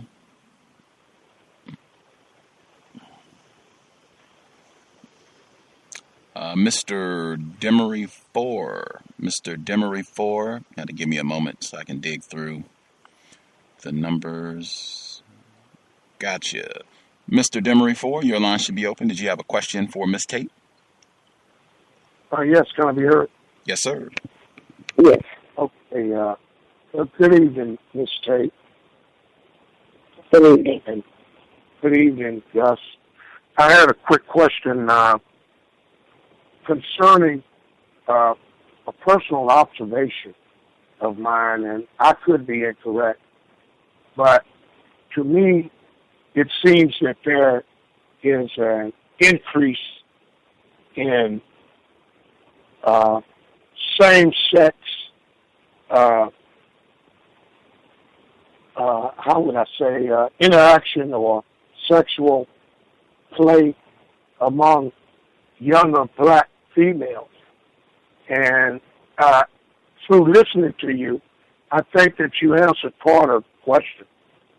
So I think I'll rephrase it to the point of how can the younger black females not fall for that trick of the system of white supremacy to get them into bed with each other and start that confusion early in their lives.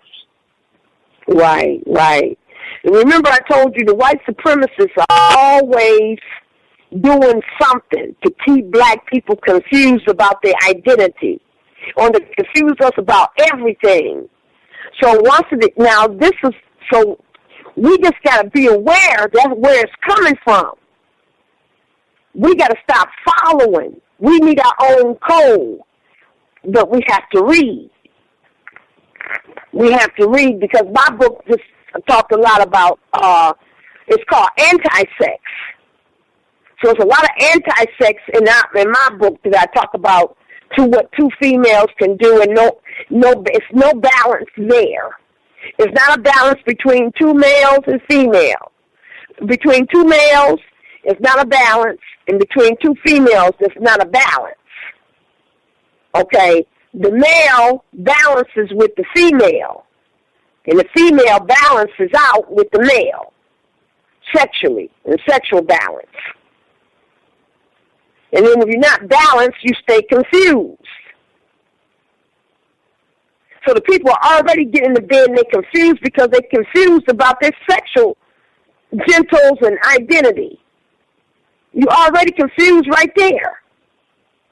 But white supremacists are behind that confusion on terms of black males. Whenever they want somebody to do something, they throw a movie up. Or they put Ellen on television and let her walk around with male clothes on. And then all the other females follow behind her. We need to stop following white people. We need our own code. That's why I say limit that television. Because the television is set up to do the programming. Television programs people. Okay.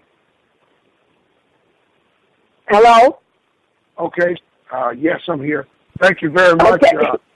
I suspected as much, and I haven't seen a soap opera in a long time, but I think that that's probably one of the ways that they infiltrate that type of information. Thank you very much. Right. All right. Before I get to the next caller, I just wanted to ask with regards to younger victims, because I feel like white people, they have been spectacularly successful getting lots of children's books out saying, oh yeah, this Jake has 2 mommies and Susan has 2 daddies and this is wonderful and this is an alternative lifestyle. They have been very successful at programming, training younger, when I say younger, I mean under 20 black people to accept anti-sexual behavior, so-called homosexuality. How would you talk if it was like a 14-year-old, 15-year-old, and they've been hearing this their whole life, that this is all right, and yeah, right on, gay rights, want to support that, and they're people just like us. They should be able to do their thing, and I think it's great. How would you even begin that conversation with a teenager who is confused about the sex aspect and confused about racism? Well, first I would have to wait until they ask a question. Because I can't just jump in there. It's not easy to talk to black people. I mean, you just have to first wait until they ask a question where they open up the door for you. But if they don't open up that door, there's nothing you can do. First, you have to wait until they ask. a question, and then when they ask a question, then I go get books. I tell them what books to refer them to read. But I would have to wait until they ask a question first. And then that's when they, when they ask a question, it shows that they are trying to come out of that confusion. Something ain't right, or something don't feel right. And that's the way that they trying to come out that confusion. That's the only way you can really catch on, is when they ready to, ask that question, they ready to come out of that confusion. Then I'll be prepared to guide them. But if they don't ask no questions, there's nothing you can really do about it, because the racists got total power. We got to find out other ways, Understood. The number again, before I get the next caller, 760-569-7676, and the code is 564-943#. Press *6 if you have questions. The person that dialed in, last 4 digits, 1656. Did you have a question for Miss Tate? Yes. Hello to you, Gus, and Miss Tate. Can I be heard? Loud and clear. All right. I just had a question, Miss Tate, about what you spoke about earlier about black women and the things that they do to, I guess, undermine any progress for, I guess, black people as a whole. Could you share with us any experiences that you heard or went through yourself, maybe, as to the effect that that has on a black female's parenting of her children? Well, okay, what effect on the children? Like, does that mentality have an effect on the children? Her mentality being against the male or something? Correct. Uh-huh. Well, yes, it does affect the children. I mean, yeah. But she's always, I could say this. The female makes the decision to have the baby. The final decision is up to the female. What a female should do is if she decides to have a baby, she should make sure that she's in position to take care of that baby. Because the female is the last one that makes the final decision to have a baby and to raise a child. And that's what I have been telling my friends. The final decision is the female's to have a child.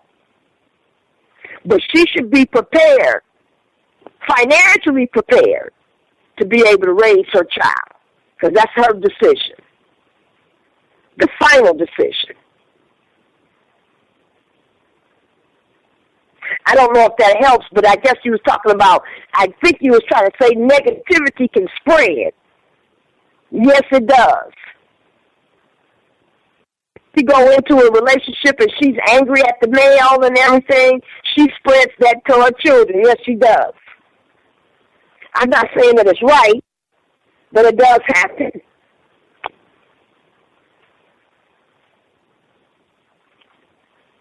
Thank you very much. All right. Let's see, I will check back. Let's see, the person,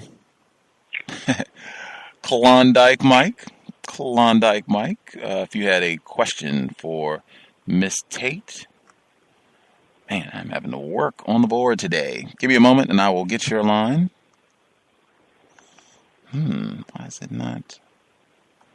That is so interesting. Ah, got him. All right. Klondike Mike, your line should be open. Hi there. Can you hear me? Yes, sir. Yes. Greetings, Gus, listeners, and to the guest. Thanks for coming on. I think it sounds really constructive. I had 2 questions, and I wanted to know whether you have observed, because this last gentleman brought up anti-male sentiments from black women. I'm wondering if you have observed, some destructive behavior from black women who may or may not have been physically or sexually abused by black men as children. As children? Like, have you noticed? Have I noticed? Yeah, that some. Do you think there's a relationship between abuse as a child and black women maybe going to interracial relationships or maybe having an anti-male sentiment, like idea in their head? Do I think there's a connection between child abuse? I mean, I don't know. It could be. Yeah, it could be. But I just don't know, about child abuse. Which happens mainly in families. So I'm not really an expert on that, Okay. I was just going to ask if you had any advice for any women who have been abused in the past and are fed up with black males. Do you have any advice for them? Well, yeah. I mean, again, I interviewed 15 different black females who had. Now I'm talking about sexual abuse between white men and black females. Now that's the kind of abuse, the sexual abuse that I'm dealing with here, because I find that to be the most high-tech type of violence, very effective in terms of what they wanted to do with what their overall plan is, of their overall objective. So yes, if a black female who read my book, she may run into a story that might jug her mind a little bit, scratch the surface up. She might read, of course we're reading, and she will read one of these females, because the females that I interviewed, it's like 15 different mirrors. So we're going to see ourselves in one of those 15 females who holding up a mirror. Okay. If she reads a story and it brings some flashbacks, she should just write them down. She can write it down on paper. At least get it out and tell her story, if she have a story to tell. But she don't have to tell it to the world. Tell it to herself. In other words, clean out your own system. Work on self. Because that's mental health issues right there. So one way, was what I did, was to write stuff down on paper. And then next thing you know, I end up with a book. Okay, but the surface got to be scratched first. So to read my book and to read one of the stories in my book is scratching the surface. Because one of these females will probably hit each and every other female out there. I got a good representative sample. Because I got 15 black females who, and it wasn't all abuse, too. Like I said, it's, it was exploitation. There was some trauma. And the females, they just talked. So one of these females will match what a female that, has been abused, if they're ready to talk about it, or if they're ready to read it. Again, this is like, if they're ready. You can't push nothing on nobody. It's a long process. You can't push it, though. But the main thing is that once they're ready, they can begin to write stuff, write it down on paper, as long as they release it.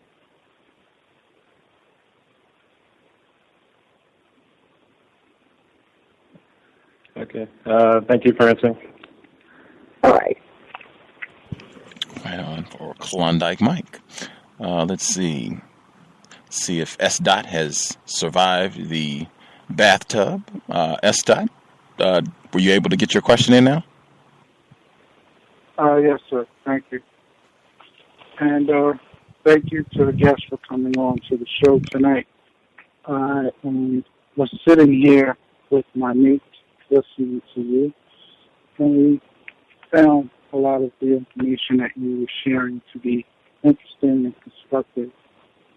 Particularly, what would you say should be the process of a person that is in their stage of singleness and they are becoming less confused and more informed about the system of racism, white supremacy, and that individual is looking towards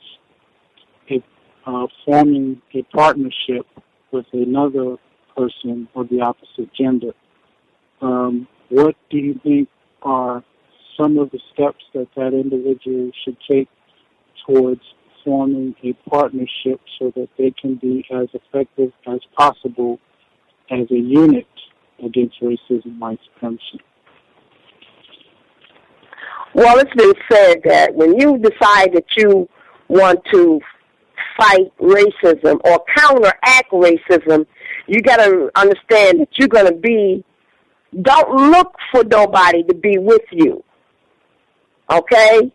Because that person, you can't, it's a fight that you decide to take on your own. And you can't be looking for other people to be with you when you want to make that choice. It's a fight that you fight on your own. You by yourself. When you're dealing with racism, white supremacy, you are by yourself. Don't look for other people to be with you. It's something that you decide that you're going to do. And again, fighting racism, white supremacy starts with ourselves. We got to change the way we think. That's the first thing. Let out the old garbage and bring in new. Not new garbage, but bring in new information. Now, let me just share with you some of my process and get your feedback as to whether you feel this is constructive and effective. Prior to trying to attempt to be in a relationship, I began a process of becoming celibate, which I recognized that for me, a great deal of my conflict with black females was rooted in the fact that I practiced what I would have called then roosterism, which was trying to peck every hen in the barn. So I had to learn how to control that irrational, non-constructive behavior of being a womanizer or attempting to be a womanizer. So I went through a period of 5 years of celibacy in which I did not engage in sexual relations with any black females because I realized that I was so dysfunctional. Now, part of that process, during that process, enabled me to become much clearer in the things that I would and would not tolerate in an attempted relationship. What I began to notice is that when females would approach me about the possibility of forming a relationship, because I wasn't engaged in sexual relations with them, the questions that I asked them changed entirely. And the ways in which I interacted with them changed entirely as well. Now, with my partner now, who is I classify as my wife, when we began our process of talking about looking towards forming a relationship, one of the things that attracted me to her was that she was on a similar path of recognizing what her dysfunction was in terms of getting into relationships sexual relationships premature with men or males. And that was the basis of our being able to have an honest communication and dialogue. And in having that honest communication and dialogue, we were able to pinpoint that the crux of most of our problems was the system of racism, white supremacy. And we began the process of sharing with one another different reading material, books that I'd read, books that she'd read, and we formulated what would best be described as a life plan, if you will, in terms of, or a contract, in terms of what was and what would not be acceptable in a potential relationship, or as we called it, a corporation. We discussed parenting and what that parenting paradigm would be. We both discussed parenting would have to be African-centered, that any child that we conceived would not be engaged in the Eurocentric education the way that other children in our families were. We discussed religion and what worked and what did not work. We developed a core sense of, I don't like to say beliefs, but a core sense of things in which we felt spiritually that reflected our values. We developed our own form of prayer and meditation, as well as our own form of nutritional wellness and exercise. And it was a lengthy process, and it's still an ongoing process. By no means are we done. And also for us, we also recognized that it was important that we be able to have open conversation, ongoing conversation about our engagement with folks who we suspected of practicing racism, white supremacy against us on a day-to-day basis, because looking at a lot of our friends and family members, we realized that it's impossible to have a relationship when one person recognizes that they are a victim of racism, white supremacy, and the other person operates from the paradigm of saying they're in a post-racial society or they're colorblind. And I'd like to know your thoughts and feedback on that. Well, it sounds good. It sounds like you all have developed or are in the process of developing or have developed a means of communications, something to communicate about. And that's the first part. That's the first step. We may not have harmonious relationships, but if we can communicate with one another, that's the beginning. That's the start. You know, now how it's going to turn out, and you know, and I hope for the best and everything like that. But I think you all on a good start. Yeah, really a good start, because you all can have something that you all can talk about. You develop the communication. Usually, when you develop the communication, the sex might be off. You see, so or either the sex is good and then the communication is off. It's never quite right, because the whole system is unjust and it's imbalanced.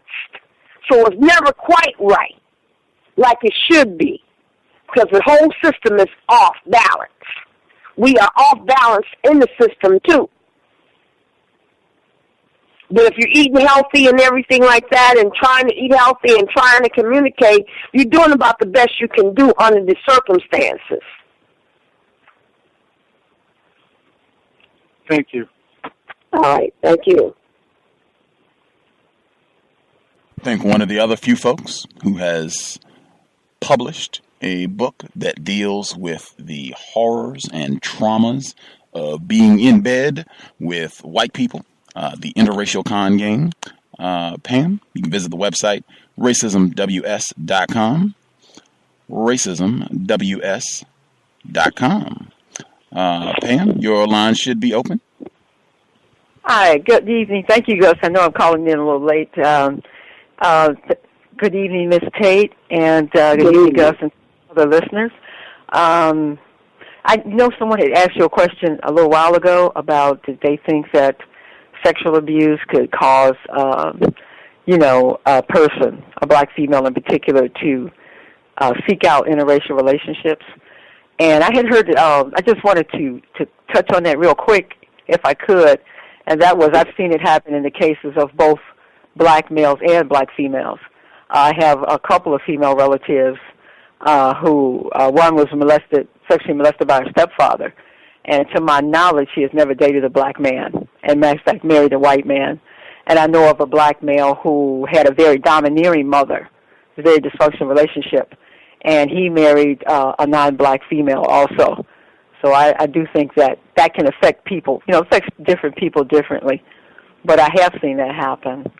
The only thing I wanted to say real quickly, if you wouldn't mind, and that is that I just would like to just say, keep in mind that, like you were saying over and over again, we are both victims, and that it's difficult for even black men to stand up to white men. So the expectation that black women will be able to stand up to the pressures of the most dominant person on the planet, just keep that in mind, that our sexual contact with white males is not really voluntary. It's more of submission. So I just wanted to throw that in there. And do you agree, or would you like to enhance that? Okay. Yeah, I mean, they got ways to get us in bed. When we start becoming disappointed with that black male, then we turn to the white man. Okay, that's one. We don't understand racism. We don't understand that, but we start measuring what he can do for us by what the white man does for the white woman. And if we don't, and the females get out, and that's how we get high expectations. And if those expectations, when they fall, we wind up in the bed with a white man, because we steady looking for something else. We ain't satisfied with the black male, so maybe if I get a white male, maybe he'll do me better or whatever. So we got those expectations that we have. But it's all a hoax, it's all a setup. It's nothing but a setup to keep black males and females at odds with each other, and to keep black females running into bed with white men and black males in the bed with white women. But yes, it's also true that black males don't talk that much about their experience with white women. That's another subject that somebody could write about. Right. I'm dealing with the women. Somebody can write about the males or do some research. See, we're supposed to be doing stuff like that, doing all kind of research, talking about the secrets. It's a lot of things that happens on these jobs. Well, on the job, you just like being on the plantation. And I overheard one of my friends talking about how they rambled through her car looking for beer bottles or anything, drug permit, and this is her job. She's trying to go to work, and then they rambling through her car, taking, a random drug test.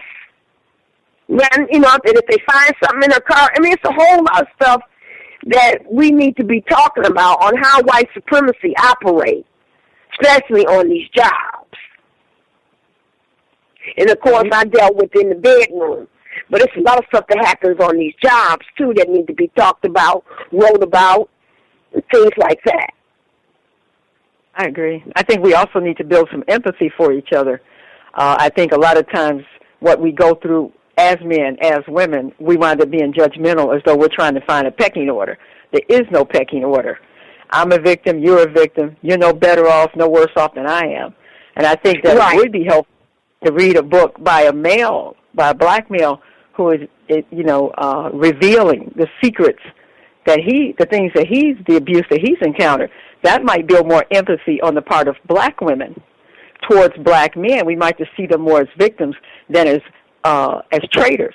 And also for black men to look at your work as a way of building empathy for the black female victim, not to have a one-up on her, not to score points, not to prove that she's more messed up than you. We're all messed up. There's no pecking order in a plantation.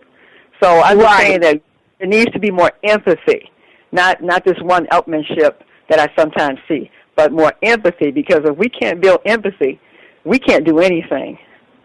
Right. I agree with that. There should be more empathy, But if we just keep that focus, we can get that. If the focus change, we just need to focus where we need to focus. Focus on white supremacy, and then everything else will fall into place. Everything else will fall right in place. But if you don't understand racism, white supremacy, what it is, and how it operates, everything else that you try to understand will just confuse you. So if you try to start with the black male-female relationship and not go to the core of the problem, right? I'm trying to push everybody to the root of the problem, and the root is white supremacy. That's the root. That's how they say is in charge. I just wanted to share one last thing. I remember when there's been times when white men have approached me, and it was a feeling of, when I was younger, I sometimes thought it was flattering. As I got older, I started becoming nervous, and you could just feel the power imbalance there. And it was almost like disobeying the plantation master. Not so much that you had to go to bed with him, but how to handle this approach without creating danger for yourself. Because I had a white man follow me around a flea market, and he was big and intimidating, and there was nothing mostly but white people there. And so I was extremely uncomfortable. It was almost funny because I thought I was in a slapstick movie. And he was talking about us taking a ride, and I looked at this man, and I thought, what is this man talking about? But my point is that it was a very intimidating experience. And so what I'm saying is, when a white man approaches a black woman, what is that one person, I remember in your book you said, had a statement where you asked a white male, why do you think black women allow you to play with them? And he said, because they're afraid to say no. That's yeah. In other words, I was going to bring that up too. They too scared not to. They. In other words, white people know they programmed us to be afraid of them. Right. Okay, they program us for that. So we are getting in the bed. We'll do anything because we're too scared not to. It's the unknown. And the white men know that, and it might have been a white man who said that. Right. That they know we scared. Mm-hmm. And that's why I said they are the biggest child abusers. Mm-hmm. They are child abusers. Okay? That's what they are. But they want you to think that you're a man and a woman so that they don't feel bad. And see, but then that makes us mad when we say we not men and women. But see, they want you to think that you're a man and a woman so that they can get off with it, off their conscience. Because they don't want to be, it's very difficult, and then it's very difficult for black people to admit that we're not men and women. So they know they got us there, too. But they want you to believe that you're a woman because you're of age. I think it was called arrested development. Our development has been arrested. We haven't developed into men and women. We were not permitted to develop. And when they took the slaves on the boats, they took teenagers and then they didn't know how to be men and women. See, I saw that in the museum in Michigan. In the museum, when they showed the boat, or one of those boats, it could have been some men on one boat, but one of them boats had children on it to bring them to the U.S. and expecting children to be men and women. When they didn't have, if they brought children, who did we have to mimic ourselves behind as men and women? We didn't have nobody who could show us, because, the Africans were children.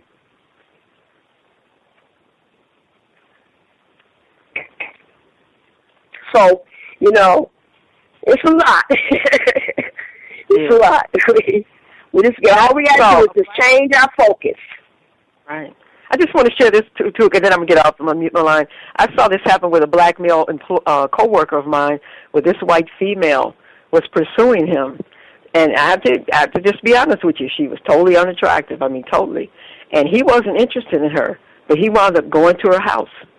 And she wanted to have sex. I never found out if they did it, but later on, I didn't understand necessarily then when it happened, because that was years ago.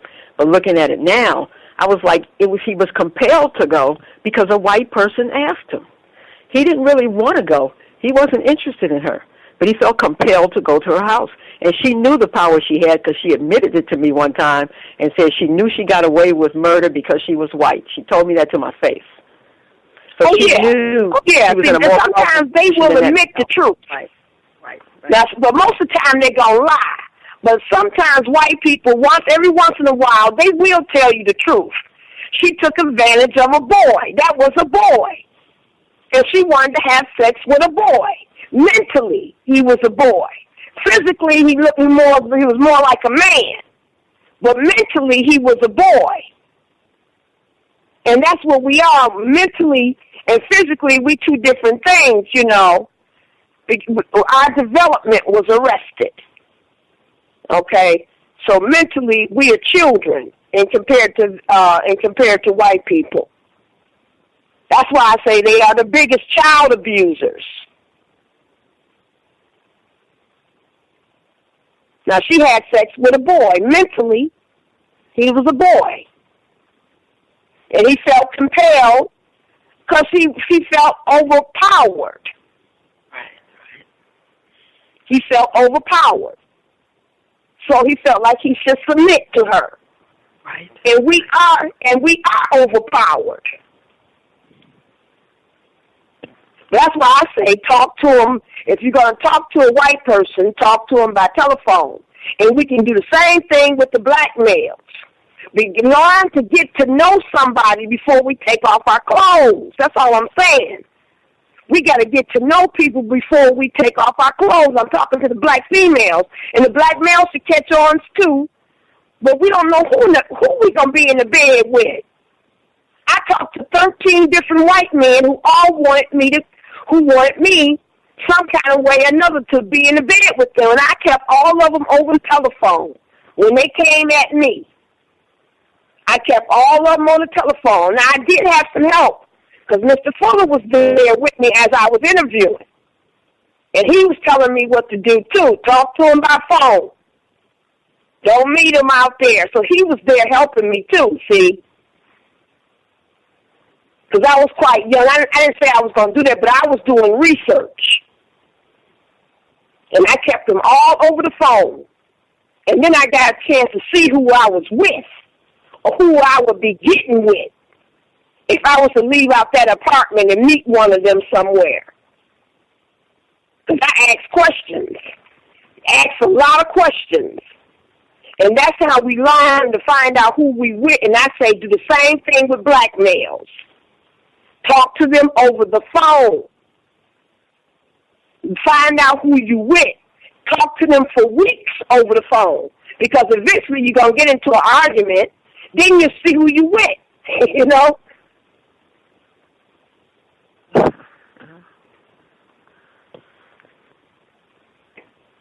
I hope I answered your question.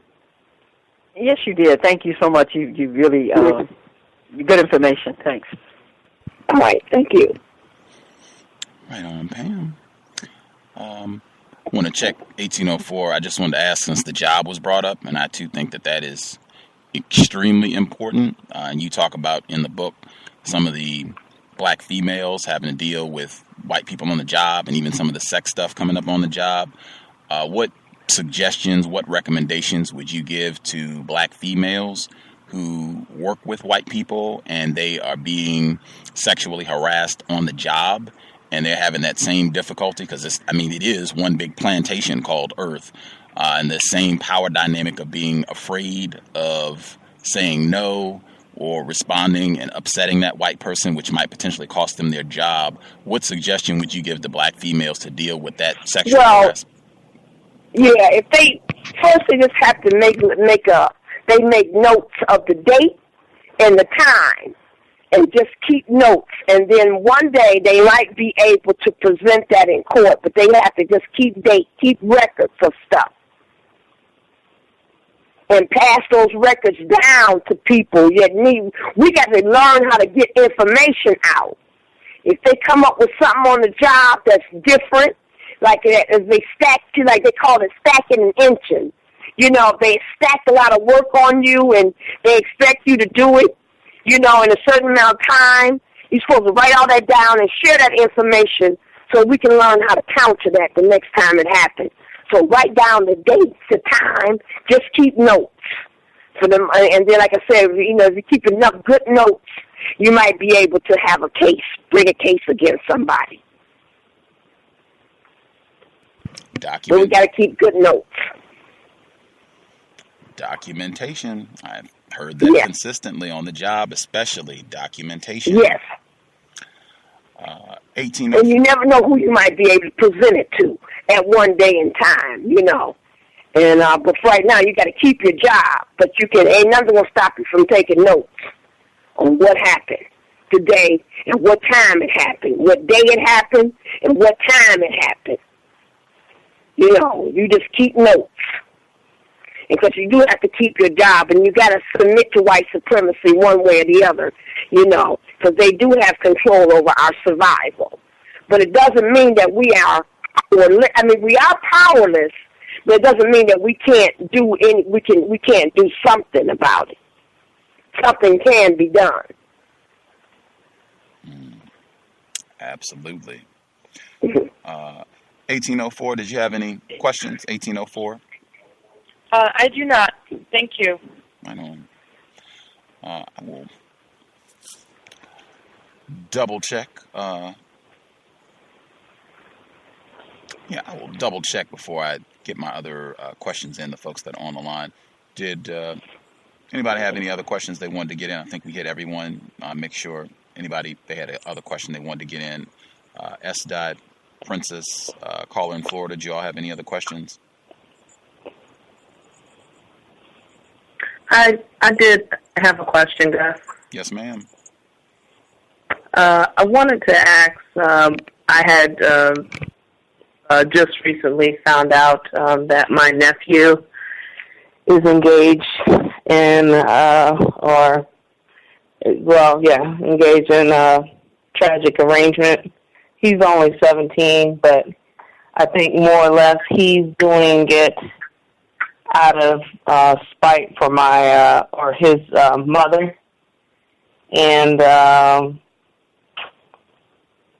because she is engaged in anti-sexual behavior, and she was doing that behavior or practicing that behavior in front of him on purpose, and I think just, you know, him over the course of the past few years, he took it upon himself just last year on Christmas Eve to move out, and he's now staying with his father, but he hasn't spoken to her or nothing. He's completely severed all ties with her, and just a whole bunch of other stuff that she's done to him that has pretty much, like, psychologically has damaged him in a way that, you know, he's verbally expressed that he does not like black women. So, what was your feedback beyond that? Okay, I wanted to find out, was he black? I'm sorry? Is he a black male? Yes, ma'am. Okay, and who is he having a relationship with, or attempting? Some white girl. I don't know. Oh, he's always about white girls and stuff. So yeah. Well, the first thing that we have to realize is that our mothers are not women. Your mother is not a woman.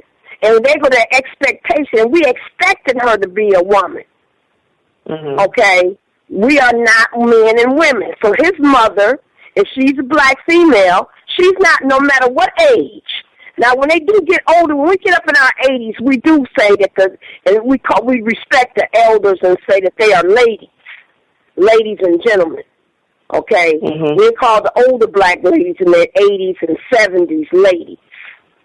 But the rest of us under that age, we are not women. So we don't know we're still trying to learn how to raise kids.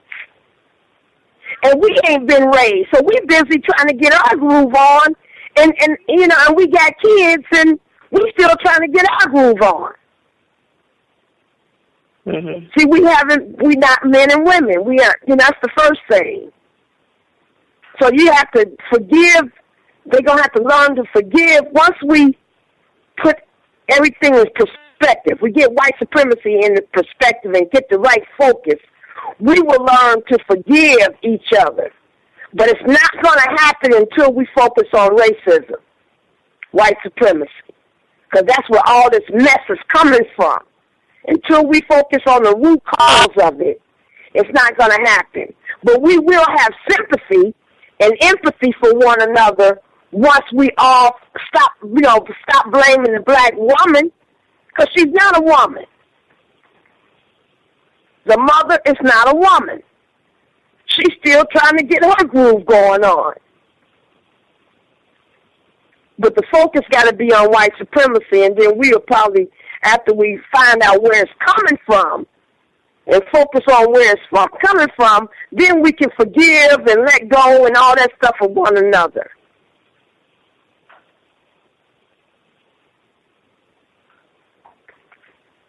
Can I be I hope I answered that. Did that answer your question, Princess?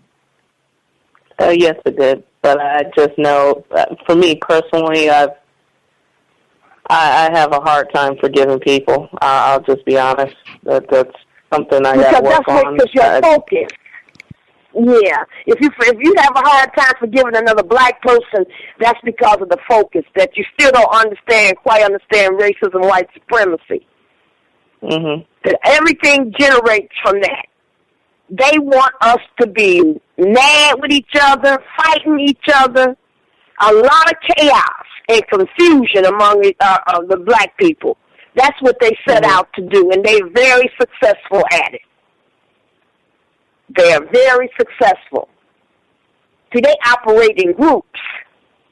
Okay, white people operate in groups, if you notice. We can't do nothing in a group but fight and bicker and nitpick. But see, all that nitpicking and all that stuff came from white people, racist white people, putting all that stuff on television. It's just a mess. Even if we didn't have television, it'd still be a mess. Because they in charge. So, but they have harmony when they want to.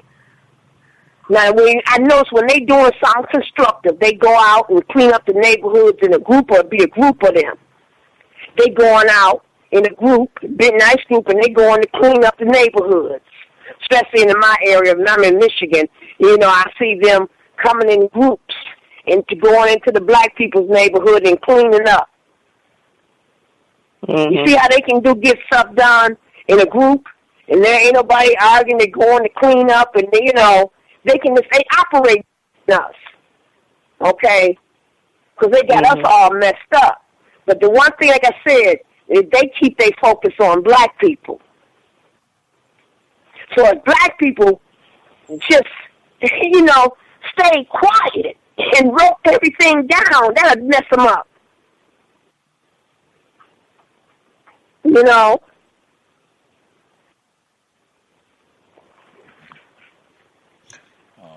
There was I think our caller in Florida. Did you have a question, sir? Yes, sir. I'm going to preface this by saying I could be wrong about my observation. But in the racial classification of white, non-white, and white supremacists, it's been my observation that the non-white people who are classified as black struggles with the sexual relations with white people more so than other non-white people. If you think that's a correct observation, could you tell me on why it appears to be that way? Well, I don't know about other races. All our main thing is my subject matter is white and black sex. And what white people tend to do when they mess with us, they tend to get in what they call kinky sex or experimental kind of sex with black people. Okay? That stuff just weighs in on your mental health, on your mind. We have to be, so I say, now, they got control over all non-white people. So what they do with the Mexicans is probably ain't no different. They probably get into experimental sex with them too. You know, what they do with other non-white people, it's the same because they got control over all non-white people. Indians, the Chinese, they got control over all non-white people. So they engage with non-white people, they engage in kinky sex. And with white people, when white people having sex with each other, they engage in straight sex. But they got us lined up for kinky sex because of our kinky hair, they call it. And they got straight hair, so they have straight sex with each other. See? Did that help any? Yes. Just a little follow-up. What another more insight into the observations that I have is, as far as in your daily walk, I probably see more non-white black people, black male as well as black female, that are demonstrating relationships with white people more so than I see other non-white people, such as maybe holding hands in public or in something that is called marriage, as opposed to other non-white people. For example, non-white people who are called Asians. I don't see it as much as opposed to black people. Maybe it's me, and I'm focusing on primarily non-white black people. But what are your observations on that? On what that? On what? On other non-white people who seems to be confused and placed by the public demonstration of we're together with a white person in a public setting. Yeah, well, white people like to. They would in some cases. I noticed that white women like to parade around the streets a lot with black males to make females mad. Now, I do have noticed that in the past, that they like to parade around with that black male, and this is done to keep the black female upset and everything like that. But basically, they don't do anything different. What they do with black people is most likely what they do with all non-white people. Okay, because they don't do nothing different. Okay, I think there was a story one time about Lorena Bobbitt, who had a white man. Lorena Bobbitt was either Mexican or something, and she had to go back to her own country, and she cut his penis off. And I think I put that in the book because she said he forced anal sex on her. Now you see, that's rape. Okay, so she was a non-white girl, and she was not, I don't know if she was Asian or something, but her name was Lorena Bobbitt. It did hit the news, and they deported her back to her own country. So what they do to non-white people, to black people, is what they do to all non-white people. He forced anal sex on her, so he raped her. And she sliced off his penis. Okay, that story was in the book. So, I think I did put that story in the book because when it's happening, I was writing it. I was writing the book when that happened. It's been some years back. So they do the same thing that they have kinky sex with other non-white people. Experimental sex. Stuff that you don't even know what you're doing. That's why I said as long as white supremacy exists, no non-white person should be in bed with white people. This is not just for black people. This is for non-white people too, all non-white people. Do not have sex with white people. Correct. Until we can bring this thing to a close. Absolutely. Did Universal Jones, Klondike Mike, did y'all have any other questions? Mr. Demery Ford, did y'all have any other questions?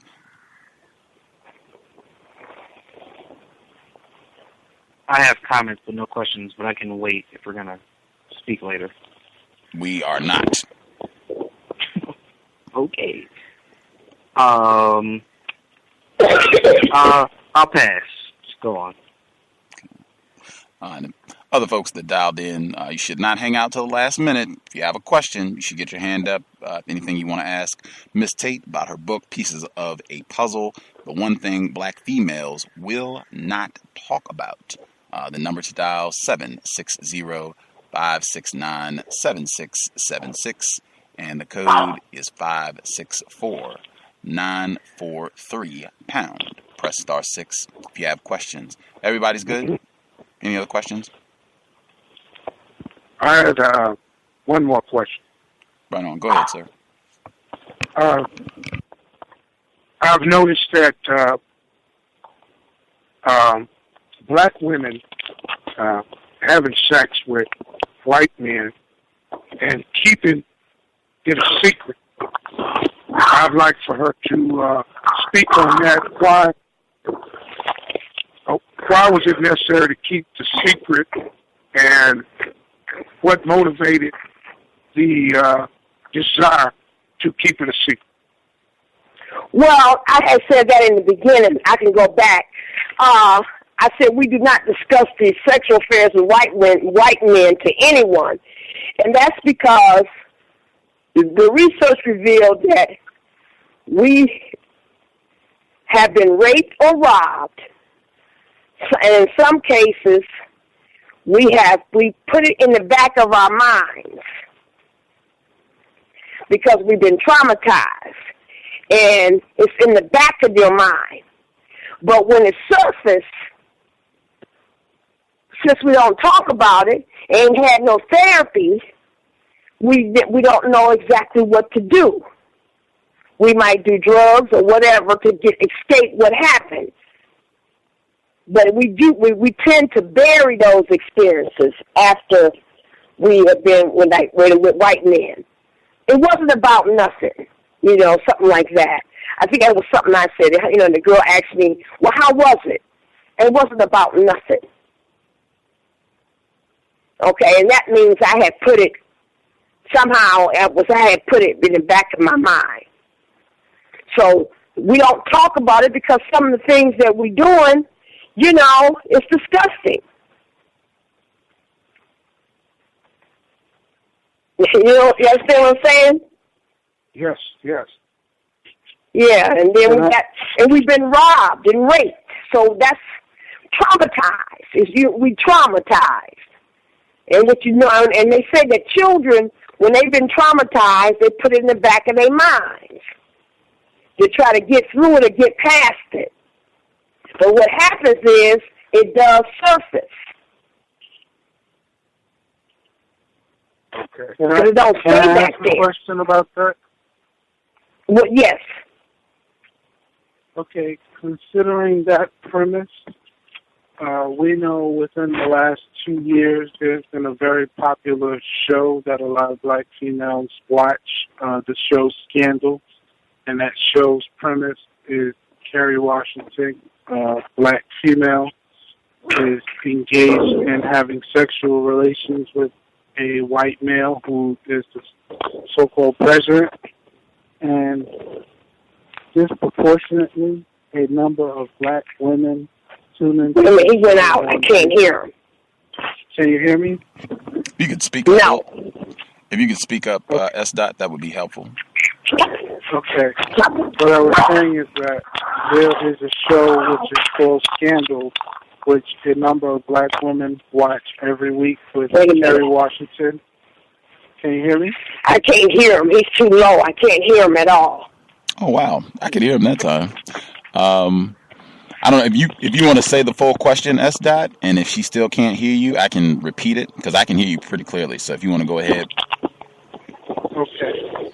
Well, my question was, considering so many black females watch the TV series Scandal every week, would you say that that is in some shape or form their desire to speak about that relationship that many of them are having with white males? And do you think that because so many of them didn't speak about it for so many years, so many generations, that is leading to a lot of black females desiring to have those relations more so today? Well, I'm just saying that information is not passing. We are not passing down information to the people that really, to our young people. And that's the problem. We're not passing down this information that I have in this book. It's not being passed. At least we need to be able to protect ourselves. We can learn how to protect ourselves if we would pass down information. So I'm trying to make a change from what it used to be, us not talking about it, to a change where we are starting to talk about it, or at least read about it and write about it. So I'm hoping for a change. I don't know if I was clear, because my question is that today it seems that there are a number of black women who that's all they want to talk about, their desire to have sex with white men. How attractive they see white men as being, particularly white men who are in positions of power, and it just appears disproportionately that there are a number of black women who seem to revel and enjoy engaging in this sort of behavior and promoting this sort of behavior. So what do you think that that's about? Well, if any black female promoting white men to other black females, this black female doesn't know, she haven't read enough books, she don't know what's going on, really. And she's not being truthful about her situation, too. She's not being honest about her situation with white men and what happened with them. Because in some cases, in some cases, even if they just licked on you, and that happened in the book, where the white man didn't do nothing but have oral sex with the black female. He didn't want to put his penis in that black female. He didn't want to create a black baby. So he didn't do nothing but have a lot of oral sex.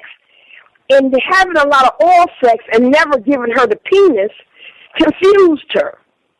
And then she went from there to a lesbian relationship. She got confused because she wanted the penis, but he would not give her the penis.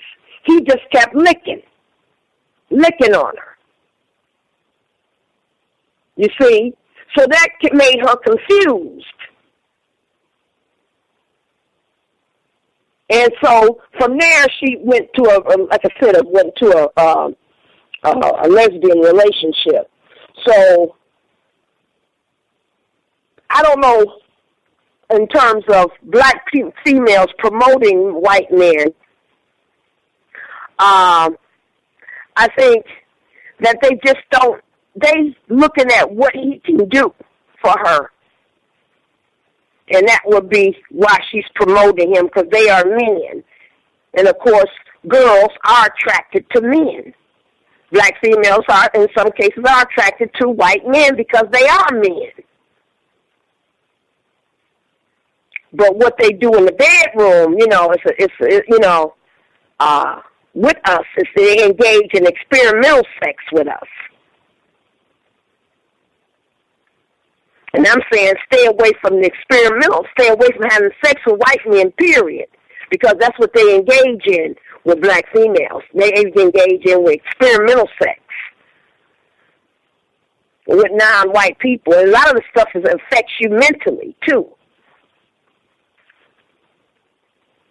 So her bragging, she just ignorant. She just don't know.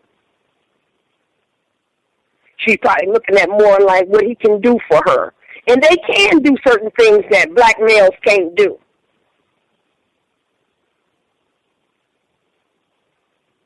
I hope I answered that. Thank you. All right. Let's see. Did any of the other folks that were with us, did y'all have any other questions?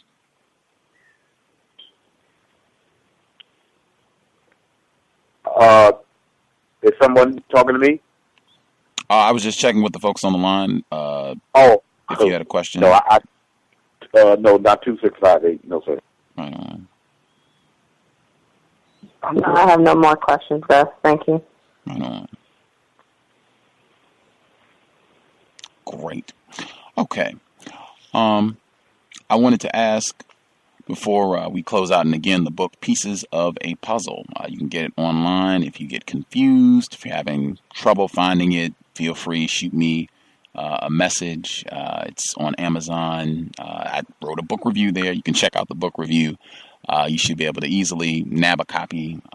Great reading material. I think Miss Tate, she was saying teenagers should have this book, especially black female teenagers. I think it's definitely in their, they should be able to easily read and comprehend this book. It's not one of those that's got a lot of $10 words and you're going to need a dictionary for every page. It's a little over 300 pages, so it's a little bit longer, but a great book for the summertime. This would have been a great time to read while they're away from school.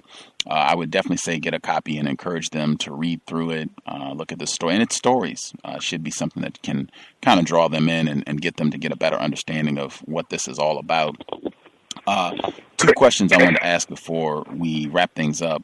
The first one, I spoke with Mr. Fuller on Friday, and he again emphasized how all of this anti-sexual behavior, the so-called gay rights, how black females are really going to be harmed. This is really going to be detrimental to them down the road, even if we don't see it now. And he was saying if you think black females are not valued now, by the time that you get 20 years of woo gay rights and let's be gay and do all this anti-sexual stuff, by the time you get all that, nobody is going to be interested in having a black female for any sort of long-term, lasting relationship, even attempting such a thing. I wanted to get your thoughts on that. Uh-oh. Uh-oh.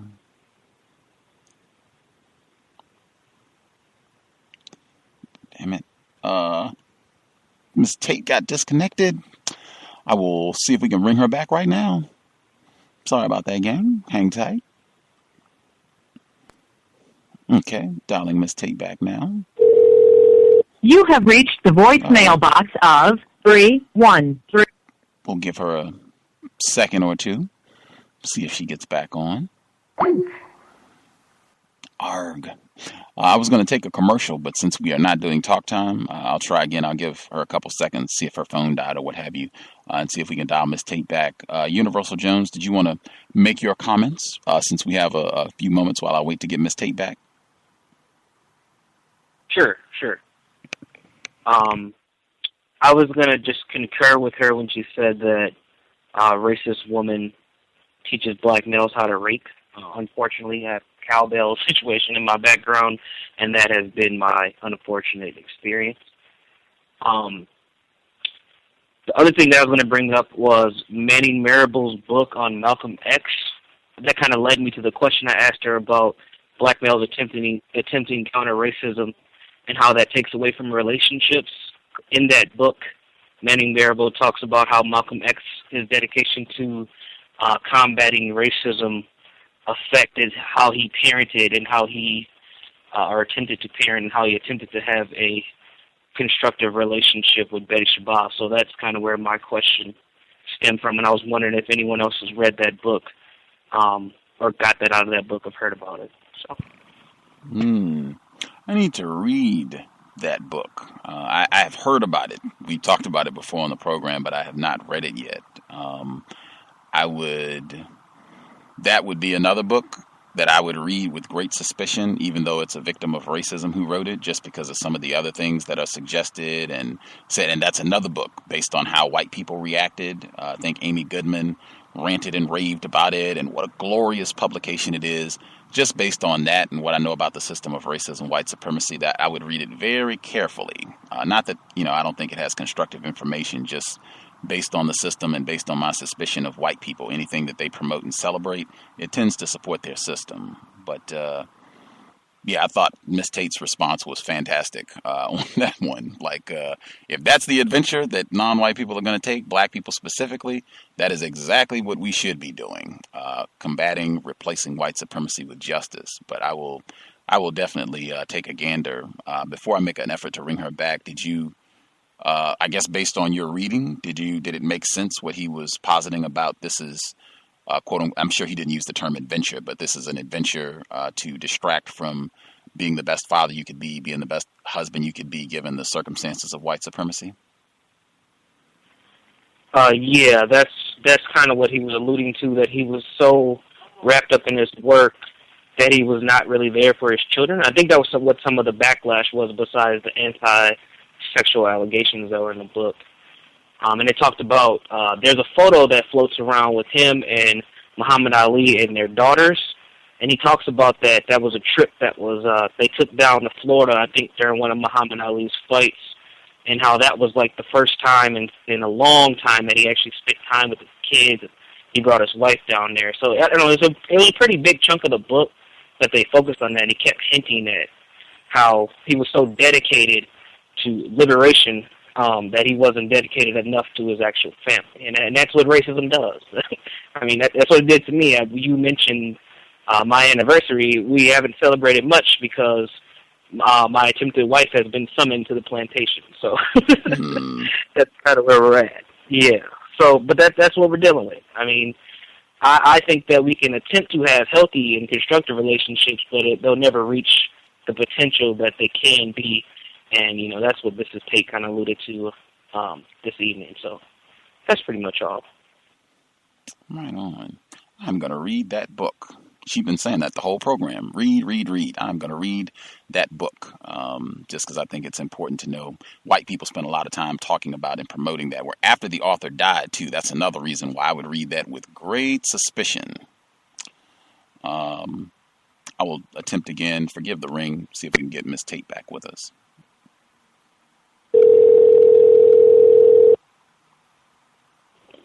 Hello.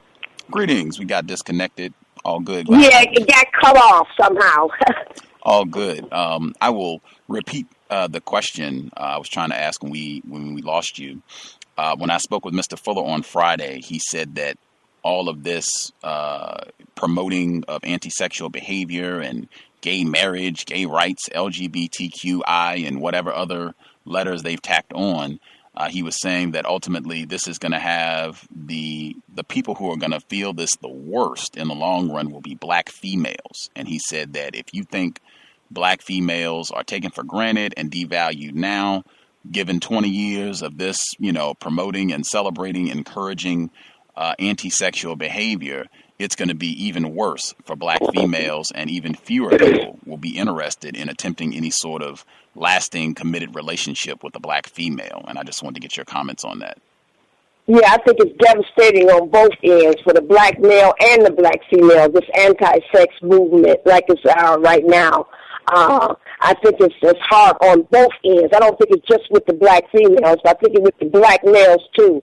Again, they can't, it's back to the old thing about black genetic annihilation. They do not want a lot of black babies being born because somehow or another, even if we keep having sex with each other and not them, we can somehow sex them, or they believe that we can sex them off this planet. They don't want a lot of black kids being born. Okay? And they like to keep us in, and keep us, and then of course, keeping us confused. But this has something to do with that black genetic annihilation. And it's subtle, because they don't want to admit to that our genes are more powerful than their genes. So they have us in bed with each other so that we will stop the growth. We won't populate no more. Yeah, we won't have kids and nothing like that. Our population will just decrease and decrease. So they keep us trying to have sex with each other. That's that genetic annihilation thing that's going on there. We got the stronger genes, So 2 females can't have babies and 2 males cannot have any babies. And that's what that's all about. Makes sense. Make sure I get the person that dialed in. With the flash phone. You had a question. Your line should be open. Caller that just. Greetings. Can I be heard? Oh yeah, we can hear you. Am I being heard? Yes, ma'am. Go ahead. Okay, Gus, sorry about that. I was having difficulties with this new, this conference call thing. I was trying to play with it, so I do apologize for being this late in calling in. Miss Tate, am I being heard? Yes, I can hear you. Okay. Thank you for indulging me. Now, what I was going to tag on, Gus, and Miss Tate was stating with the genetic annihilation and with the so-called promotion of so-called interracial sexing and producing children. It's not only that with the and also with the anti-sexual behavior, we're also seeing that with the adoption process that they have made so easy for people in these same-sex relationships to be able to, as well as single white female and males, to be able to have access to black children. So not only will that create the confusion in putting black children into these homes with these people and these anti-sexual behavior, it is going to give them allegiance to white people, because if you have an adoptive mother that's white or an adoptive father that's white and is raising these children, it is going to be very hard later on in life to try and bring them in line along with racism, white supremacy, because they're not going to see that. They're going to have that so-called divided loyalty based on them being raised or feel rejected, because they're going to first of all say, well, black people didn't want me, these white people or these gay or whomever came along and they adopted me, so therefore I owe an allegiance towards them. So that is something that we have to look at along the line. That is going to be a potential problem for us as a people as a result of also this anti-sexual behavior that's being pushed. Yes. That is true. They when they make plans with black people, they make plans for many years to affect us many years. Whenever they make a plan to go against us, they have it set for years and years to come. Yes, it is like that. Yeah, they make these 100-year plans while we just make a plan for just for today and not for into the future. But Gus, on that book with Dr. Marable that you were speaking on the Malcolm X book, I would not put much stock into that book, because that book was also ghost-written. If you recall, it was ghost-written by his graduate students, one of them being, his name is Zaire Ali, was one of the chief investigators, because Dr. Marable was out sick most of the time, going through, I believe he was having, not chemo, dialysis treatment he was doing at the time. So most of the work put into that book was not done by Dr. Marable. It was done by his research assistants, these graduate students who did that work. So we have to take that work with a bit of grain of salt, because as you said, these ghost writers that are putting out book and stamping his name on it, because the day the book was released was the same day he stepped out of this life. No coincidence, in my view. Yeah. Right on. Good to hear from 404. Before we conclude, just given all that you've said, we have been talking about black love quite a bit past few week or so. I just wanted to get your thoughts. What comes to mind when you hear that phrase, black love? And yeah, we'll go right there. What comes to mind when you hear that phrase, black love? Well, the word love is just a lot of words. You have to look those words up. I don't like to use that word love because people kill people in the name of love. So I really don't like to use that word, and it means so many different things. That's one of those words that means a whole lot of different things. So you can't really nail it down to one thing that love means, But I just say that we know in the process of in our lives that we should, if we can understand racism, then everything else we understand will start falling into place. I can't help but say it again, because we can have empathy for one another if we understood racism. And it's so what they do. We all know that they're doing it, but we don't want them to be effective. See, that's what it is. They are very effective in what they do. Very effective. But we can be just as effective if we start reading. But everything is not. Everybody is not going to be all at the table at the same time. It's going to be a one-by-one type thing, in terms of the knowledge. It's going to be waiting until that person is ready, and when that person asks questions, So that's what I had to say about that. Very logical. The book, again, Pieces of a Puzzle, the one thing black females will not talk about. First edition, 1997. It is on Amazon.com. I think several other listeners have written reviews. I would highly encourage folks, if you get the book, write a review.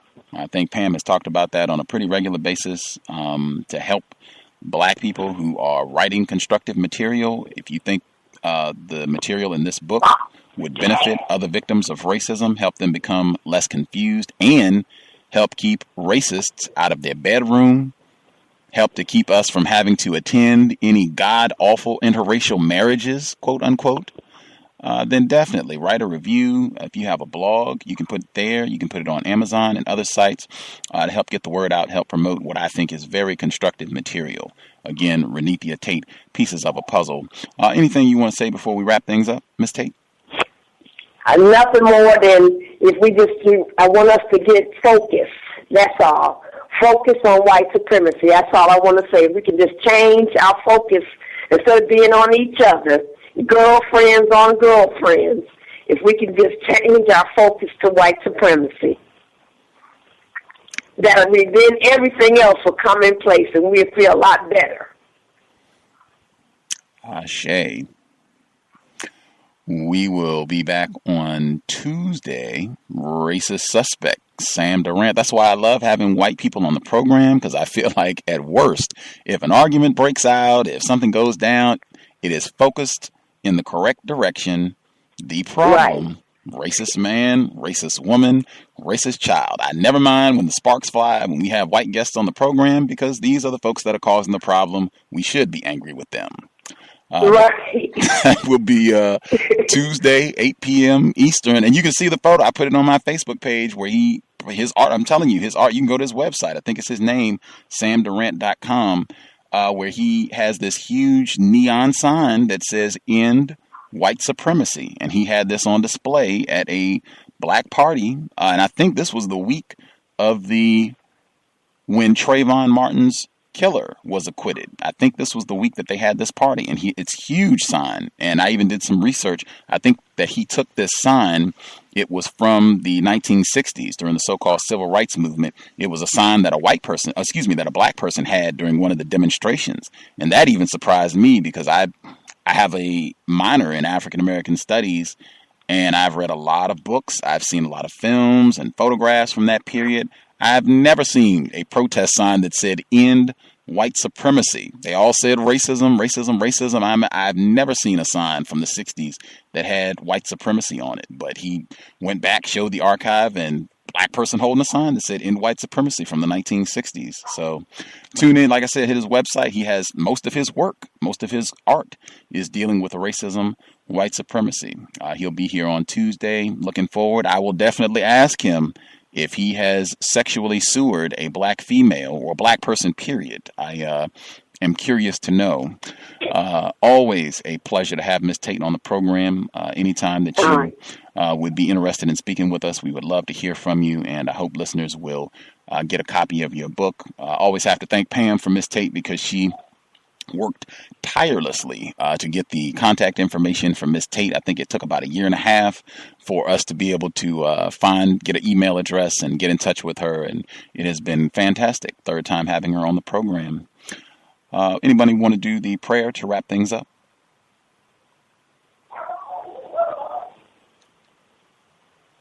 Thanks a lot. Thank you.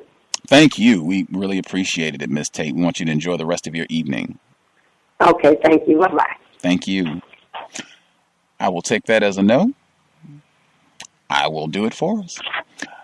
Creator, give us the strength, the will, and ability to focus on the problem: racist man, racist woman, racist child. We ask our ancestors, our family, to give us patience with other black people, victims of racism, to reserve all of our justified anger and frustrations for our enemies, white people. It has been time. Replace white supremacy with justice as soon as possible. Context of White Supremacy, signing out. I'm a victim, brother. You're a victim. I'm a victim of 400 years of conditioning. Shut up. The man has programmed my conditioning. Even my conditioning has been conditioned.